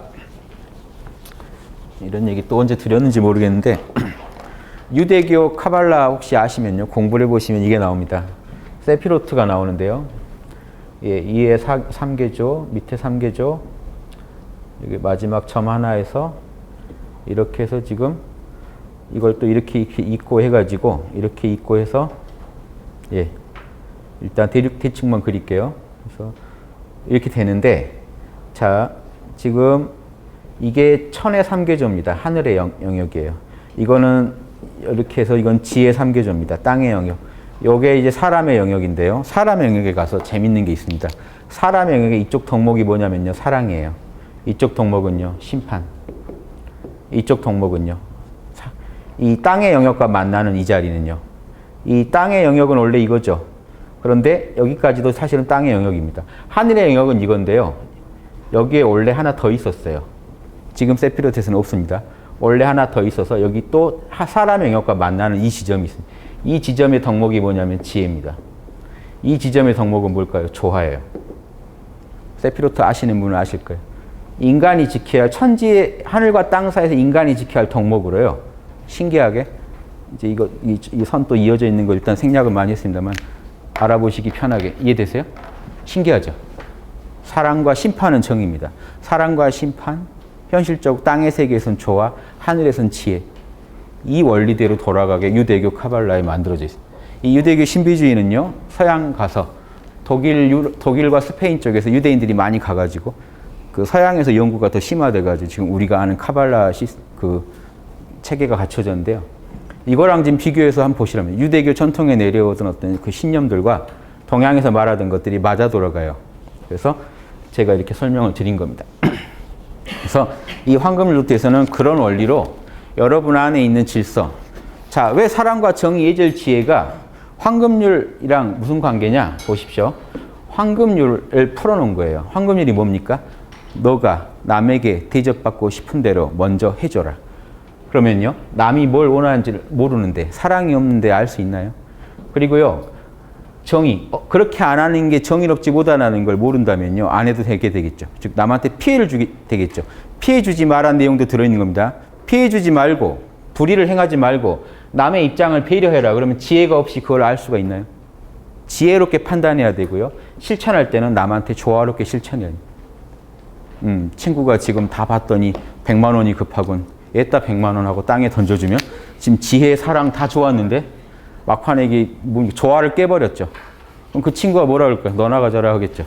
네 도움은 안 받는다. 내가 죽는 한이 있어. 자, 뭔가 이 황금줄에서 뭐가 깨졌죠? 조화가요. 황금줄은 저 네 개가 다 맞아야만 실천이 가능합니다. 판단이 지혜롭지 못하면 엉뚱한 판단을 합니다. 아, 내가 지금 이렇게 담배를 피고 싶은 거 보니 저 친구도 담배가 피고 싶겠구나. 전혀 엉뚱한 판단이죠. 즉, 이 황금률 하나 실천하려면요, 이 네 가지 덕목이 정말 균형 잡힐 때만 이루어집니다. 정확한 판단. 상대방은 지금 어떤 처우를 받고 싶다. 그리고 그게 선악에 따져서 옳다라는 확신이 있어야 돼요. 옳지 않다라는 판단이 서면은요, 정의에 어긋나겠죠. 그러니까 정의도 따져보고 지혜로워야 되고, 그게 이웃에 대한 사랑, 이웃을 나처럼 사랑하는 마음에서 그게 나와야 되고, 반드시 상대방과 나 사이에 조화를 깨서는 안 됩니다. 하느님과 나 사이에 조화를 깨도 안 되고, 상대방과 나 사이에 조화를 깨도 안 됩니다. 이걸 체크하게 돼 있습니다. 그래서 여러분이 보시면 두 파트로 나눠져 있는데요. 여기는 오늘 있었던 일을 매일 체크하게 돼 있는 파트고, 뒤에는요, 장차 일어날 일에 대해서 판단을, 미래의 어떤 황금률, 결정하실 일에 대해서 황금률을 판단하게 돕는 노트입니다. 이 두 파트로 구성되어 있고, 앞파트에 보면 오늘 있었던 일은요, 만약에 여기다가 짧게 적게 되어 있습니다. 이거 한번 써볼까요? 이렇게 있으면 구성이 이렇게 돼 있어요. 내용. 내용을 뭐라고 할까요? 오늘 동생과 싸웠다. 동생과 다툼. 그러면요, 첫째가 예수님이 늘 깨어있으라고 그랬죠. 깨어있으면요, 성령과 이 혼 상태에 있는 건 잠 상태예요. 성령과 분리되어 있는. 성령과 하나 됐을 때 깨어났다고 합니다. 아버지가 내 안에서 느껴지고, 안에서 아버지의 평안과 안식이 느껴질 때. 그럼 왜냐? 이 깨어있음이 아니면 참나의 자명한 빛으로 내 행위를 판단할 수가 없잖아요. 아버지랑 먼저 하나가 돼서 이 마음을 단순하게 하고, 아버지가 보내는 자명 찜찜의 신호를 충분히 들을 정도로 한 다음에 뭘 물어보겠습니까? 사랑, 예, 정의, 그 다음에 예절, 그 다음 지혜. 이걸 물어보게 되어 있습니다. 지혜. 자, 간단하게 분석하는 법을 소개해 드릴게요. 자, 사랑은 뭘 물어보게 되어 있냐? 여기 써 있어요. 상대방 입장을 이해하고 배려했는가? 상대방 심정 입장 이해했는가가 사랑의 덕목이고요. 정의는요, 반대예요. 내가 당해서 싫은 일 혹시 상대방한테 가한 거 없나? 남한테 피해 준 거 없나를 물어봐야 됩니다. 그리고요, 예절은요, 내 언행이 무례하지 않고 상황에 적절했나? 조화를 이뤘나 물어보게 돼 있고요. 지혜는 나의 선택과 나의 판단, 그리고 내가 그 선택에 썼던 정보들이 찜찜함이 없나? 자명한가를 물어보게 돼 있어요. 자, 이거를요, 빨리 분석하면 어떻게 하게 됩니까? 동생과 싸움, 깨어 있었나? 그냥 별로. 사랑, 별로. 정의, 분명히 동생한테 피해 준 것 같고요. 예절은 뭐 지킬 수가 없었지, 정의가 없으니까. 이렇게 하면서 지혜는 당연히 뭐 찜찜하지. 이렇게 해서 놨다 치면요, 세모둘의 X셋이 뭡니까? 우리 학당 많이 들으신 분 알죠? 4개로 구분하게 되어 있습니다. 자명, 찜찜, 이 사이에 뭐가 있을까요? 예. 자명이 찜찜보다 센 거, 50% 이상.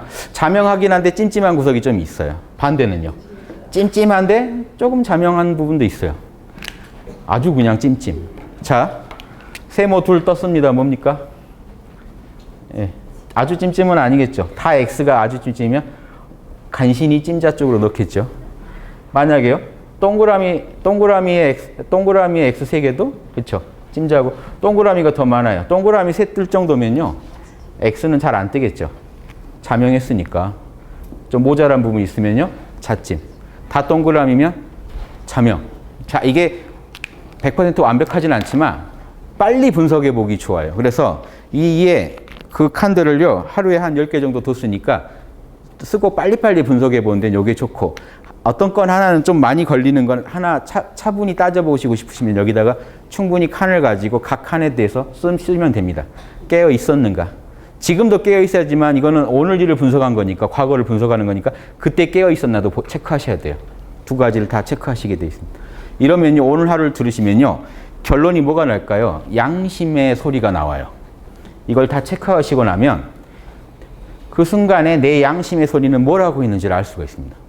지금 뭐가 찜찜한지를 체크하고 나면요, 그때 피해를 줬다. 즉 남한테 부당한 피해를 가했다는 게 잘못됐고, 그 입장을 배려 안 해주는 게 잘못됐고, 내가 그때 언행이 무례하게 나갔고, 내가 갖고 있던 정보들이 엉터리였고, 아니면 그때 내 판단이 되게 찜찜한 판단을 내렸다는 게 쭉 나오니까 양심의 소리에 뭐가 위배되는지가 탁 나와버리는 거예요. 그게 뭡니까? 지금 토마스 아켄피스가 말하는 남과 하느님에게 그 상처를 줬는가.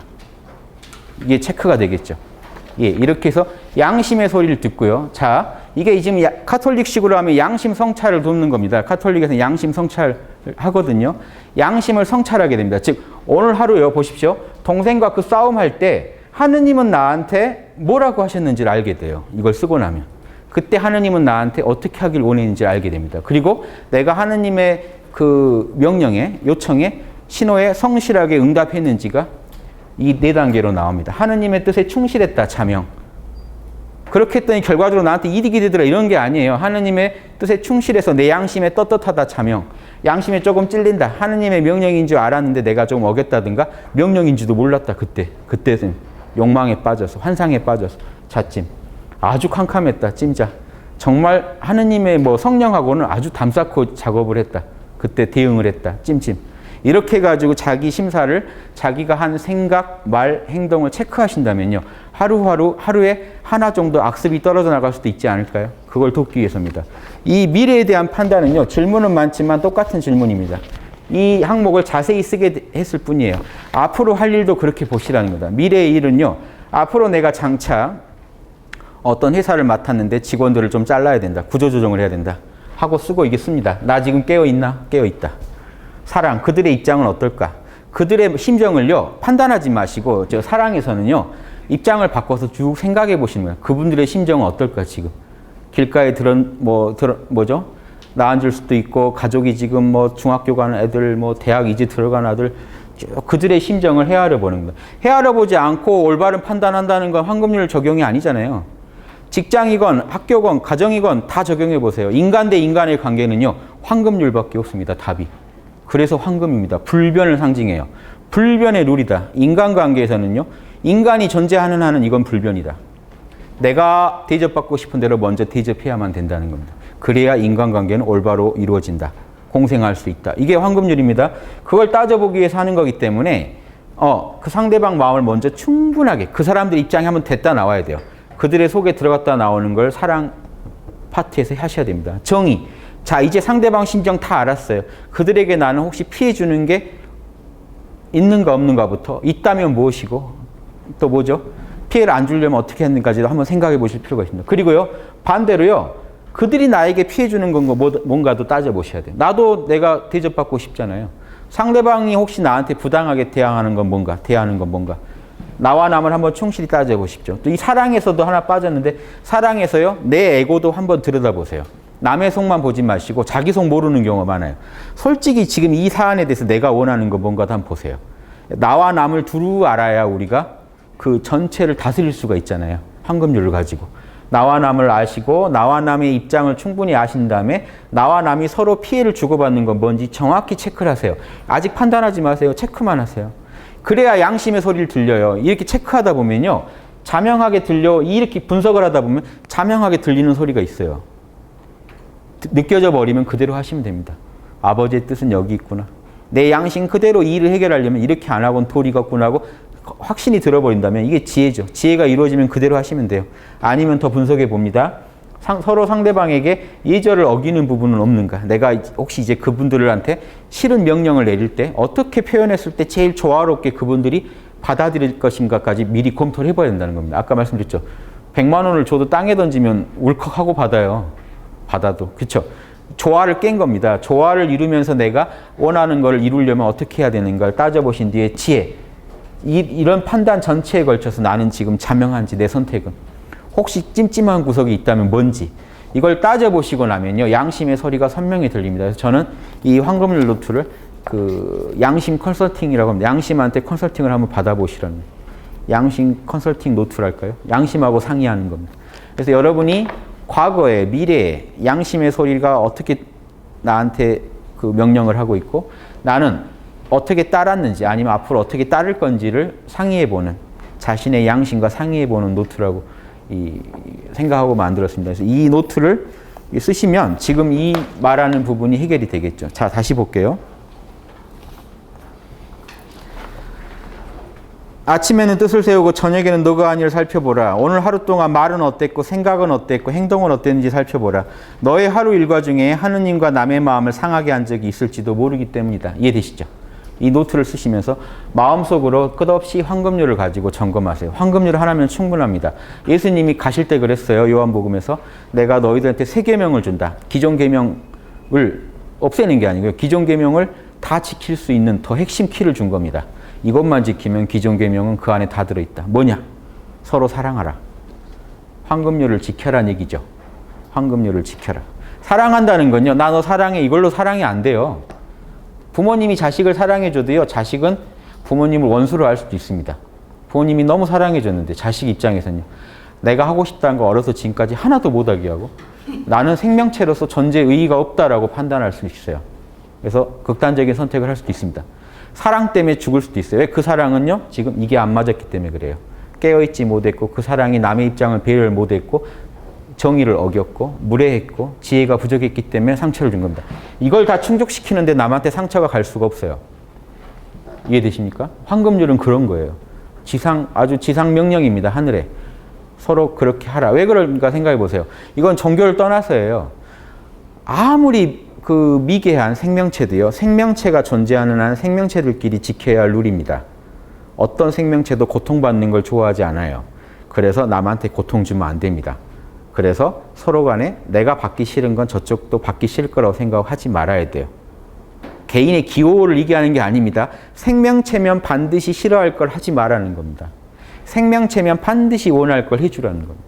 뭘 원하십니까? 인정받기를 원하시고 배려받기를 원하시잖아요. 예절을 갖춰주기를 원하시잖아요.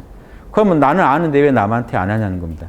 그걸 할 수 있을 때 우리가 남을 사랑한다라고 말할 수가 있어요. 이해되시죠? 나 너무 좋아하면 안 돼요. 너무 좋아서 막 쓰다듬었더니 죽어버릴 수도 있어요. 이 꽃 너무 좋아해서 막 이렇게 매일 만져줬더니 제 그 애정을 못 이겨서 죽어버릴 수도 있습니다. 뭔가 좀 잘못됐죠. 근데 우리는요, 살면서 그래도 이상한데 하고 갑니다, 그냥. 어쩌다 일이 그렇게 됐군 하고 갑니다. 그런데 그게 아니에요. 하느님은 철저히 공식대로 집행하고 계십니다. 이 공식을 어겨서 일어난 일이에요. 공식을 지켜주세요. 사랑은 이런 겁니다. 황금률. 이렇게 하시면요, 절대로 여러분이 성령에서 어긋나는 삶을 안 사시게 될 거고 완덕의 삶을 이루실 거라고 확신합니다. 구체적인 방법론으로 황금률 노트를 권합니다. 여기 나오네요. 마귀 드디어 나오네요. 마귀의 공격에 맞서도록 무장하라. 마귀는 어떻게 유도할까요? 황금률 지키지 말라고요. 이해되세요? 남한테 좀 상처 줘도 되지 않나? 라고 얘기를 자꾸 걸어옵니다. 뭐 하느님이 나한테 해준 게 뭐 있다고 이렇게 자꾸 말을 걸어와요. 따르지 마시라는 겁니다. 너가 좋아하는 것을 제어하라. 그러면 모든 유혹을 쉽게 막을 수 있다. 자기가 제일 좋아하는 거 있죠. 그것부터 조심하라. 그거에 대해서 모른다 괜찮다. 그래서 좀 내려놓는 연습을 많이 하시고 아버지 일 찾으세요. 지나치게 한가해 있지 말고, 자, 한가하게 시간 농땡이 부리지 말고요. 책을 보든지 글을 쓰든지 여기 있는 것들이 영성에 도움이 되는 생활이겠죠. 책을 보십시오. 영성에 관한 책. 글을 쓰십시오. 본인의 마음을 진솔하게 표현하거나 황금률, 영성에 관한 글을 써보세요. 기도하든지 묵상하든지 잘못됐네요.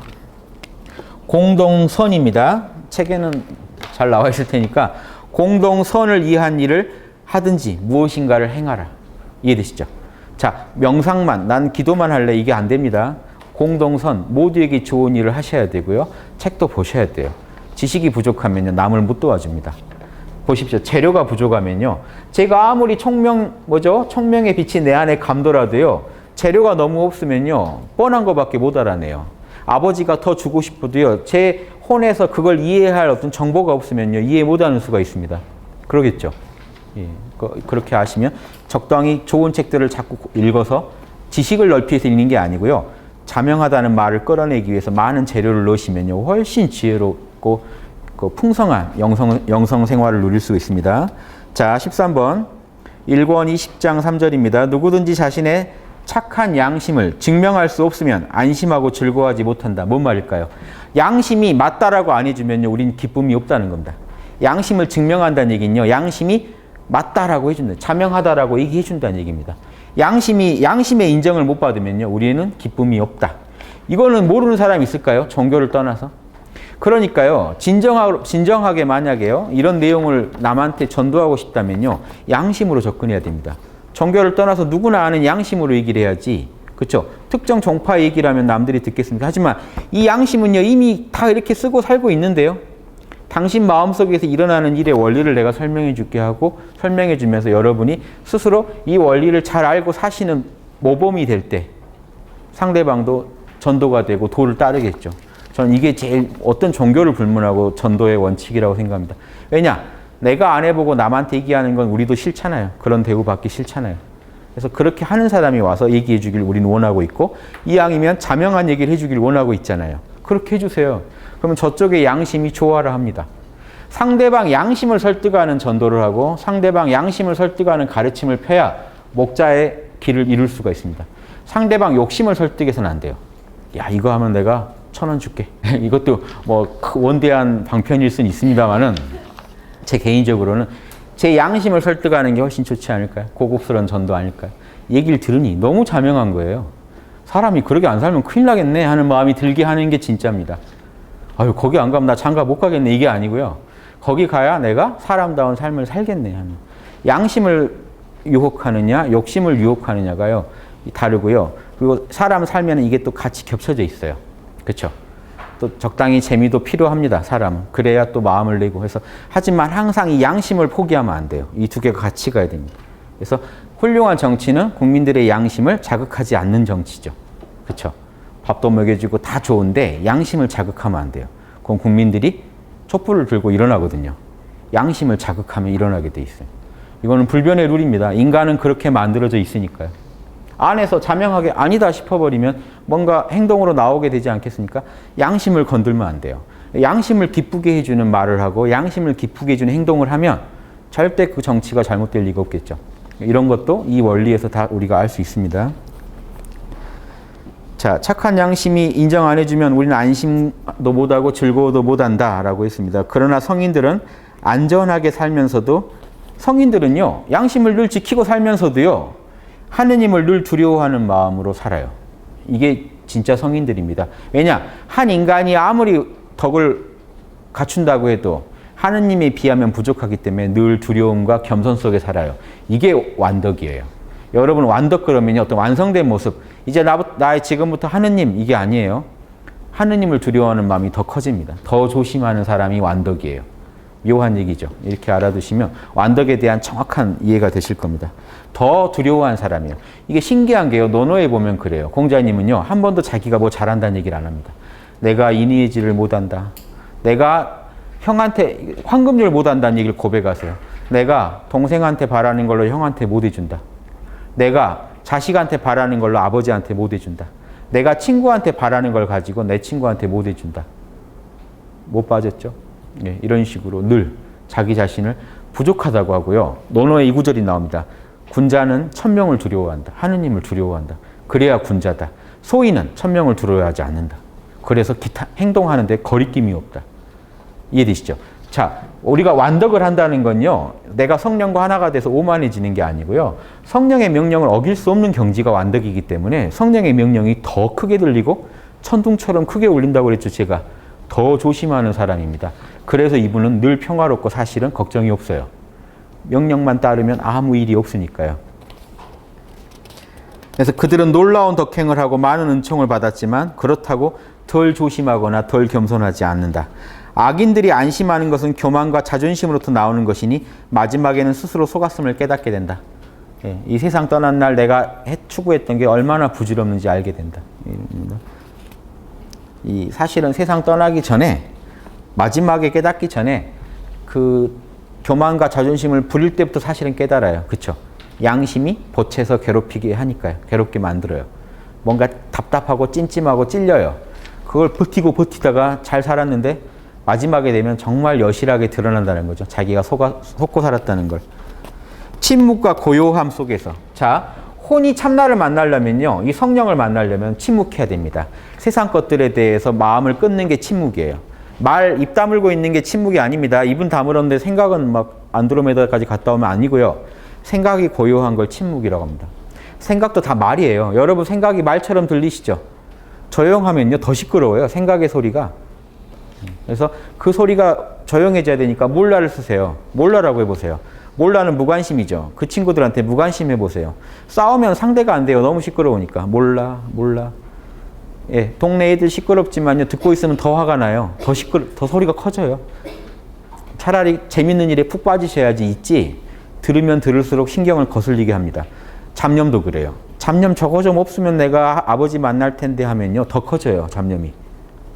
그래서 안 돼요. 몰라라고 하셔야 돼요. 관심을 끊으셔야 돼요. 몰라. 그러든지 말든지 모르고 나는 아버지 찾아 아버지만 관심이 있다라고 자꾸 선언하시면요. 언젠가 잡념이 있는지 없는지도 모르게 되시고 푹 침묵과 고요 속에서 아버지를 만나십니다. 침묵과 고요 가운데 신심 있는 영혼은 발전하고 성경의 심오한 진리를 배워요. 그럴 수밖에 없죠. 왜 그런지 보십시오. 여러분은 이미 성경을 많이 읽으셔가지고 재료가 풍부해요. 그런데 그 성경의 말이 맞는지 틀린지 인가할 총명의 빛이 적었어요. 그렇죠? 그런데 이제 침묵 속에서 아버지를 자꾸 만나니까 어떻게 돼요? 혼한테서 자명하다는 그 판단이 더 빨리 서기 때문에 이제 강력하게 기존에 제가 알던 것도요. 그 생각은 맞았구만. 그 생각은 아니었구만. 이게 빨리빨리 판단이 서요. 그럼으로써 자기가 잘못한 게 있으면요. 명확하게 보여버려요. 이게 제일 무서운데 내가 잘못한 게 있으면요. 이제 명백하게 잘못했다는 게 보여버려요. 그전엔 엄청 감춰놨거든요.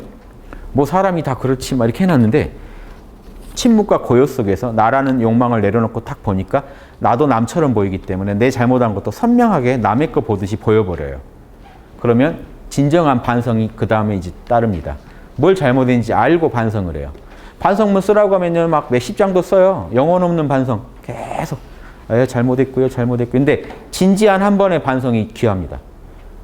피가 흐를 정도로 아주 철저하게 느껴지는 반성이에요. 그건 정말 하느님과 남의 마음을 내가 실감나게 느끼면서 상하게 했다는 걸 아는 반성이 이어져야겠죠. 명상은요, 참나 속에서 기쁨만 누리라는 게 아닙니다. 참나의 뜻대로 여러분의 에고를 뜯어고치라는 게 크기 때문에 엄청난 시련과 단련 속에서만 여러분 영혼이 성숙해요. 그러니까 꼭 이런 표현들에 대해서 익숙해지셔야 됩니다. 침묵과 고요 가운데 슬픔과 통곡의 눈물이 있다는 걸 아셔야 돼요. 철저한 자기 반성을 말합니다. 자기 반성이 없이는 진보가 없기 때문에요. 밤마다 자기를 씻고 정화한다. 그게 정화를 가져와요. 근데 이거 오해하시면 안 됩니다. 나도 밤마다 울면서 저를 자책하고 있어요. 그럼 안 돼요. 큰일 나요. 죽어요. 자책만 하고 계시면. 성령의 빛 안에서 반성은 정화를 가져오지만요. 성령과 단절된 채로 에고가 하는 자기 반성은요. 자책과 좌절밖에 없어요. 아무리 생각해도 내가 죽일 놈인 거예요. 내가 죽이자. 이렇게 판단할 수도 있잖아요. 성령의 빛이 비춰야만 그게 반성할수록 기쁨의 눈물인 거예요. 사실은. 정화가 되면서. 나 다시 태어났네 하는. 이런 기쁨이 없는 상태에서 반성을 하면 안 됩니다. 내면의 힘이 약하기 때문에 안 돼요. 세상의 모든 번잡과 멀리 떨어져 있을수록 그만큼 조물주랑 가까워진다. 몰라를 잘하실수록 아버지랑은 하나가 됩니다. 자신의 구원을 소홀히 하며 기적을 행하는 것보다는 기적을 행하고 다녀도요. 자기 영성이 개발되지 않고 자기 내면이 성령으로부터 구원받지 못하는 사람보다는 숨어 살면서 자기 구원에 참여하는 게 낫다. 차라리 조용한 데 있더라도 자기 하나라도 제대로 구원시키는 게 낫다 하는 겁니다. 자기 생각, 자기 감정, 자기 언행을 정화시키는 게 더 의미 있는 일이다 이겁니다. 여기서 더 나가면요. 남한테까지도 기쁨을 주면 진짜 목자가 되겠죠. 이렇게까지 생각하십시오. 너가 하루를 유익하게 잘 보냈으면 저녁 때는 항상 즐거울 것이다. 발 뻗고 주무실 겁니다. 제가 늘 그러죠. 이 양심 노트를 썼는데 걸림이 없다. 그럼 발 뻗고 주무실 겁니다. 하루 항상 즐겁고 스스로를 항상 살피고 항상 깨우치며 항상 훈계하고 다른 사람은 어떠하든지 너를 살피는 데만 주의하라. 너가 힘을 쓰는 그만큼 발전하리라. 아주 좋은 말씀이죠. 예. 그래서 또 보시고 제가 소개를 안 하고 몇 장 넘어왔죠. 13번은 1권 20장 3절, 14번은 1권 20장 6절, 15번은 1권 25장 11절입니다. 지금 1권에도 이렇게 좋은 내용이 많아요. 너무 많아서요. 제가 다 못 뽑았어요. 몇 개만 추린 게 이 정도입니다. 책에 보시면요. 정말 주옥 같은 말들이 계속 이어져요. 한마디 한마디가 여러분 아마 살이 되실 텐데 16번요. 이제 2권으로 넘어갑니다. 2권 1장 1절. 하느님 나라는 너희 가운데 있다. 이미 여러분의 안에 보십시오. 여러분 안에 성령이 하느님 나라예요. 성령이 있잖아요. 아버지의 뜻이 펼쳐지고 있는 곳이 아버지 나라이기 때문에 성령만 아버지 나라입니다. 더하면 여러분 영까지가 아버지 나라예요. 홈부터는 아니에요. 사욕과 환상에 빠져 있기 때문에 아니에요. 예, 주님께서 말씀하셨다. 너는 마음을 다하여 하느님께로 향하고 그 가련한 세상을 끊어라. 세상에 대한 욕망을 내려놓을수록 아버지 나라가 우리 혼에서도 실현되는 거죠. 근데 그대의 영혼이 고요할 것이다. 바깥 사물을 가볍게 보고 내면의 일에 지위를 기울이고 공부하라. 내면의 일은 뭐냐면 성령과 만남, 성령이 뜻대로 살아가는 거 이겁니다. 하느님 나라는 너 안에 이르는 그러면 하느님 나라가 너 안에 이르는 것을 보리라. 내 안에 아버지 나라가 있었구나 하는 걸 알게 되는 겁니다. 이미 있었어요. 하느님 나라는 성령 안에서 누리는 의로움, 정의로움과 평화와 기쁨이니 이는 악한 자에게는 주어지지 않는다. 아버지 나라에서 오는 그 이 평안과 이 기쁨은요, 세속적인 게 아니잖아요. 여러분이 황금률을 잘 지킬 때만 얻을 수 있습니다. 황금률을 내가 다 지켰고 아버지 마음, 남의 마음 안 상하게 했고 내가 사물을 내려놓고 아버지랑 오롯이 하나가 돼서 존재할 때 진정으로 그 평화와 기쁨을 누릴 것이다. 이렇게 얘기를 하고 있습니다. 그러니까 죄 지은 사람은 이거 못 느낀다 하는 겁니다. 너의 좋은 양심을 보존하라. 이권 2장 1절입니다. 또 양심이에요. 계속 양심 얘기입니다. 너의 좋은 양심을 보존하라. 그러면 하느님께서 너를 보호해 주실 것이다. 좋은 일하면 선한 결과를 하느님이 보장하고 있다는 겁니다. 사람이 어떤 사악한 행동을 하더라도 하느님께서 도와주시고자 하는 사람을 해치지는 못할 것이다. 남들이 아무리 흉악하게 굴어도요, 아버지가 보호하는 사람은 못 해친다는 겁니다. 만일 그대가 침묵 속에서 고통을 참을 줄 안다면, 불교에서 이걸 인욕바람일이라고 그러죠. 참나의 힘으로 이겨내는 걸 말합니다. 고통을 억지로 참는 게 아니고요. 고통이 왔을 때 아버지 하면서 아버지에게 집중함으로써 아버지가 주는 평안과 기쁨으로 그 고통을 이겨낼 수 있을 때를 말하는 겁니다. 그냥 억지로 참는 거는 그거는 혼의 작용이지 참나의 작용은 아니에요. 성령의 작용이 아니에요. 침묵 속에서 고통을 참을 줄 안다면, 그러니까 침묵 속에서요. 아버지 안에서 고통을 참을 줄 안다면 분명히 주님께서 도우실 것이다. 거기에는 반드시 은총이 내린다. 그분은 너를 구할 시간과 방법을 다 알고 계시기 때문에 그분께 모든 일을 맡겨라. 적절한 타이밍에 적절한 그 행동을 취하게 다 도와주십니다. 적절한 말을 하게 도와주십니다. 모든 일을 도와주고 모든 혼잡함에서 우리를 구원하는 것은 하나님의 일이다. 예, 그리고 이권 6장 1절입니다. 착한 사람이 영광스러운 것은 그의 어진 양심이 이를 증명하기 때문이다. 그러므로 양심을 어질게 가져라. 그러면 항상 즐거울 것이다. 양심이 어질면 역경을 겪더라도 많은 수고를 참아 견딜 수 있고 즐거울 수 있기 때문이다. 양심이 불량하면 두려움이 그치지 않고 마음이 편하지 못한다. 그대 마음이 그대 자신을 꾸짖지 않는다면 유쾌하고도 편안할 것이다. 죄책감만 없다면요, 편안해질 것이다.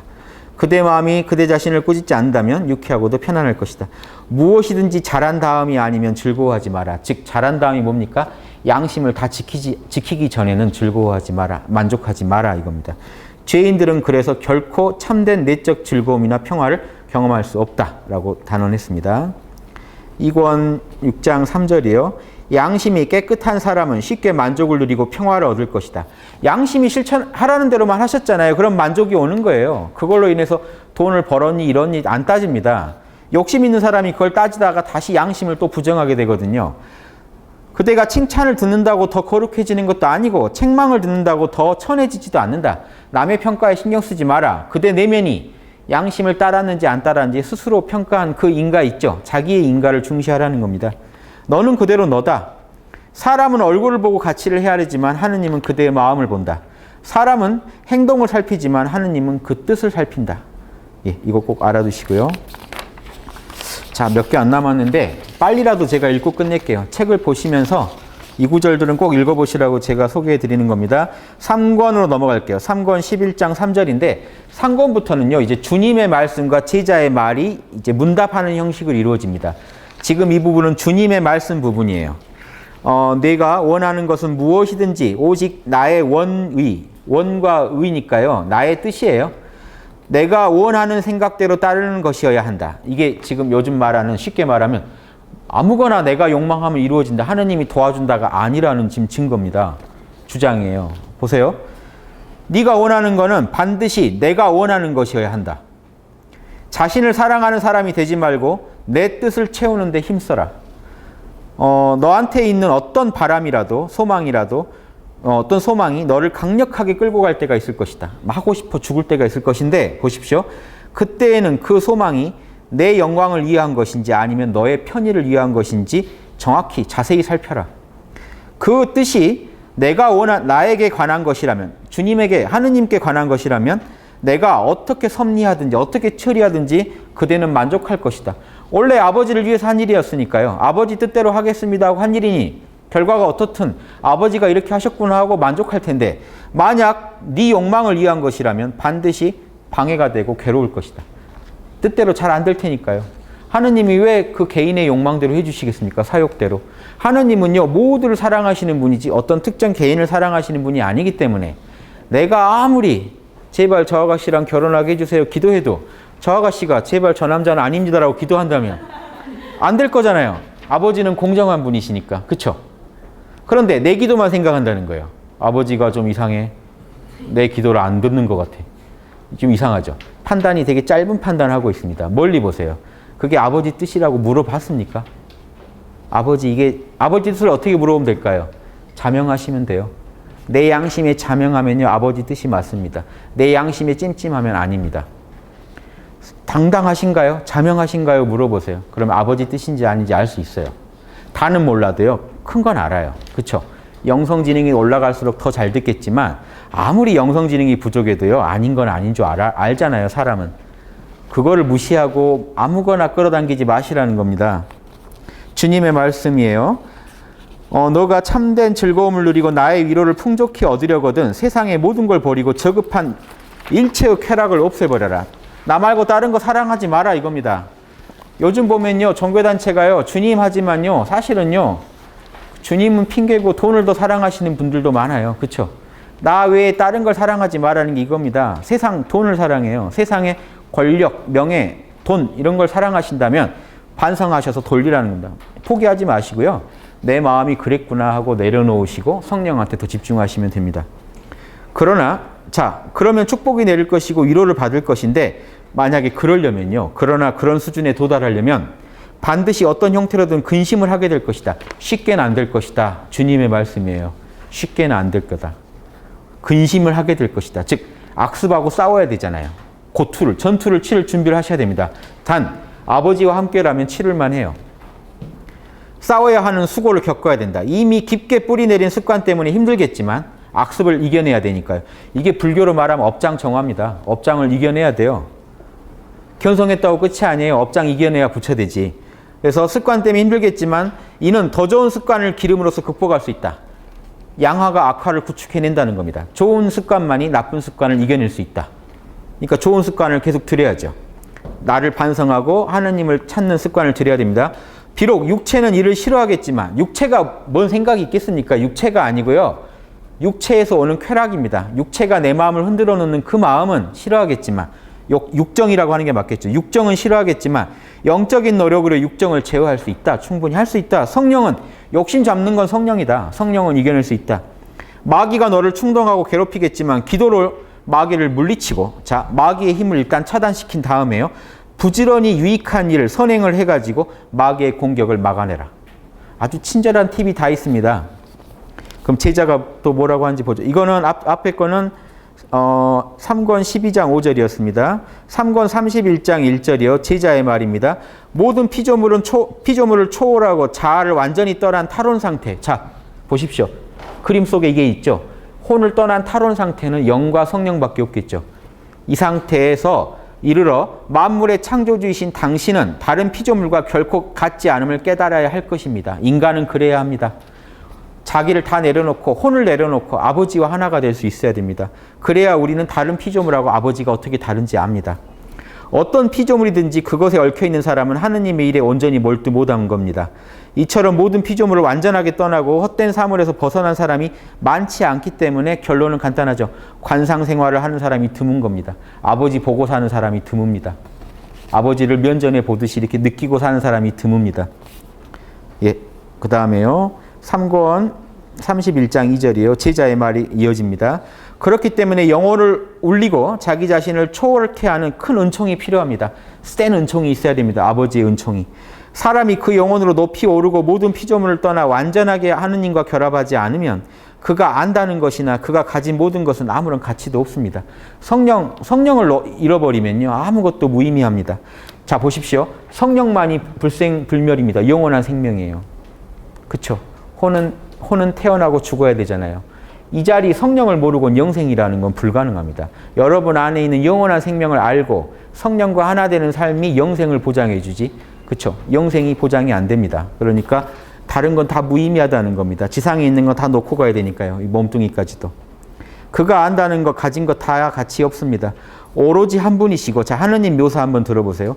오로지 한 분이시고, 무한하시고, 영원하시고, 선하신 당신 말고 다른 어떤 것을 귀하게 보는 사람은 오랫동안 약한 사람이 될 것이며, 나약한 사람, 유혹에 약하죠. 마귀에게 약한 사람이 될 것이고, 하늘이 아니라 땅에 기울어져 있는 것입니다. 하느님 아니는 그 어떤 것도 다 헛것에 불과하며 마땅히 헛것으로 보아야 합니다. 천상의 빛을 받아 아버지의 은총입니다. 천상의 빛을 받아 신심이 깊은 사람의 지혜는 학구적인 성직자의 지식과 결코 같을 수 없습니다. 성경 많이 읽으세요. 재료만 잔뜩 가지고 있는 사람 말고 맛있는 요리를 해낼 수 있는 사람이 진짜입니다. 아버지의 빛으로요. 하느님께서 영혼에 친히 내리시는 지식은요, 능력으로 얻은 지식보다 훨씬 더 존귀합니다. 이게 억지로 추측해낸 거는 비교도 안 된다 하는 겁니다. 자, 24번 주님의 말씀이에요. 3권 54장 1절입니다. 아들아, 딸아, 이렇게 뭐 가로 열고 딸 있습니다. 본성의 작용과 은총의 작용을 잘 관찰하여 식별하라. 자, 보십시오. 이제 마지막 주제는 하나예요. 은총과 본성의 문제. 이 본성은요, 인간의 본성이 아니고 혼의 본성을 말해요. 에고의 본성. 자, 아까도 있었죠. 양심과 욕심을 은총과 본성이라고 부르는 겁니다. 아버지로부터 내려오는 은총, 양심과 내가 이 혼의 본성, 이기적인 본성 때문에 일어나는 그 욕심, 이 두 개를 비교합니다. 제가 항상 말씀드린 욕심과 양심이랑 비교해 보세요. 그 설명과. 아들아, 본성과 은총의 작용을 잘 식별하라. 사람의 본성, 인심, 에고를 말합니다. 에고의 본성, 욕심은 매우 교활해서 사람을 끌어들이고 올가매고 속이는데 항상 그 본성 자체, 자신의 욕심 자체를 마지막 목적으로 삼는다. 그러나 은총은 순수하고 정직하게 행하고 죄의 그림자를 다 피하고 죄에 빠지질 않아요. 속이려고 하는 일도 없고 모든 것을 정직하게 하느님을 위해서만 하며 하느님을 최후의 목적으로 삼아 하느님 안에서 쉰다. 자, 이게 본성과 은총의 차이입니다. 자, 요거 되게 재밌는데요. 저만 재밌을 수도 있지만 자, 단순하게 할게요. 이 성령이라고 할게요. 성령과 우리 혼을 따지고 하죠. 혼은 에고입니다. 에고의 본성은 이기적이에요. 나만 알아요. 성령은요, 우주적이죠. 그러니까 모두를 위합니다. 그러면 성령에서 바로 내려오는 요 마음이 우리가 양심이라고 하는 거고요. 혼이 일으키는 마음을 우리가 욕심 그래요. 자, 그러니까 왜 이게 지금 말씀드리냐면 성리학에서 퇴계 선생이 이걸 뭐라고 불렀냐면요. 퇴계 선생은 성령은 진리잖아요. 진리의 세계 리. 이 에고는요, 후천적인 탁한 에너지의 세계 기, 이렇게 봤어요. 그러니까 양심은 어디서 발동한 겁니까? 분명히 내 에고 속에서 울리고 있지만 어디서 나온 겁니까? 근원이? 예, 리발 그랬습니다. 리에서 발동한 거다. 인간의 양심은 리발이다. 욕심은요, 기에서 발동했다. 기발. 이발 기발론이 이겁니다. 내 양심을 갖고 따져보는, 얘놈은 에고가 한 생각이 아니다. 하늘로부터 나온 거다. 욕심은요, 내가 후천적인 에너지에 오감에 감흥해가지고, 예, 새끼에 감흥하고 어떤 에너지에 감흥해서, 쾌락에 감흥해서 일어난 거니까 기발이다. 이게 이발 기발론이 지금 이게 나오는 겁니다. 은총과 본성이라고 설명하는 겁니다. 주님의 말씀, 자, 3권 54장 2절입니다. 본성은 자기 이익을 위해서만 움직이고, 그렇죠. 다른 사람들한테서 무슨 이익을 얻어낼 수 있을지 그것만 셈합니다. 반대로 은총은 자기에게 유익할 것을 찾지 않고 모든 사람에게 유익할 걸 도모합니다. 본성은 명예를 얻고 존경받는 걸 대단히 좋아하지만 은총은 명예와 존경을 모두 하느님께 돌립니다. 이거를 불교에서 뭐라고 하나요? 회양이라고 합니다. 착한 일 많이 해놓고도 회양, 아버지 덕이야, 부처님 덕이야 이렇게 돌려버리는 걸 회양을 얘기하고 있죠. 많은 일을 해놓고도 양심은요, 양심이 했지 내가 했나? 아버지가 했지 내가 했나? 많은 스포츠 선수들 그러죠. 우승했을 때 꼭 아버지 덕입니다. 이게 회양이에요. 자, 26번 마지막입니다. 3권 54장 8절 주님의 말씀이고요. 역시 은총은 초자연적인 광명, 빛이며 하느님의 특별한 선물이며 처음부터 선택된 사람들의 기호, 원하는 것이자 기호가 아니고 그거죠. 표시이자 영광의 증거이다. 혹시 그러면 나는 선택 못 받은 거 아니야? 라고 하시면 어떡합니까? 여러분이 지금 양심을, 성령을 깨달으시면 선택받은 사람이에요. 이게 원인 뭐가 없어요. 기준이. 성령 아는 사람을 애초부터 선택받은 사람 이렇게 부릅니다. 지금 아시면 돼요. 영 모르시는 분은요, 아, 저분은 애초에 선택을 못 받았나 보다 이렇게 하는 건데 그분이 어느 날 회심하면요, 선택받은 사람이 돼요. 간단하죠. 빨리 찾으시면 됩니다. 그러면 처음부터 선택받은 사람이 돼요. 자, 은총은 사람으로 하여금 세상의 것을 떠나 천상의 것을 사랑케 하고 육체적 인간을 영적인 인간으로 바꿔놔요. 이 성령만 우리 안에서 감응하면 생각, 감정, 오감이 다 바뀌니까요. 정화되니까요. 그러므로 본성을 누르고 이길수록 우리 혼의 욕망, 혼의 본성, 에고의 이기성을 누를수록 더 많은 은총을 받게 되고 하느님과의 새로운 만남으로 날마다 사람이 변하고 날마다 하나씩 악습이 벗겨져요. 더욱더 하나님의 모습을 닮아가게 된다. 이게 카톨릭 옛날 완덕에 이르는 길의 어떤 핵심 신법입니다. 이해되시죠? 그래서 이 책을 가지고 보시고 연구해 보세요. 그래서 제가 지금 이거 드리는 말씀, 새롭게 드리는 말씀 아니죠. 제가 늘 드리는 말씀을 이 기독교 버전으로 말씀드린 겁니다. 그래서 이걸 꼭 실천하시는 삶 되시기 바랍니다. 예, 수고하셨습니다.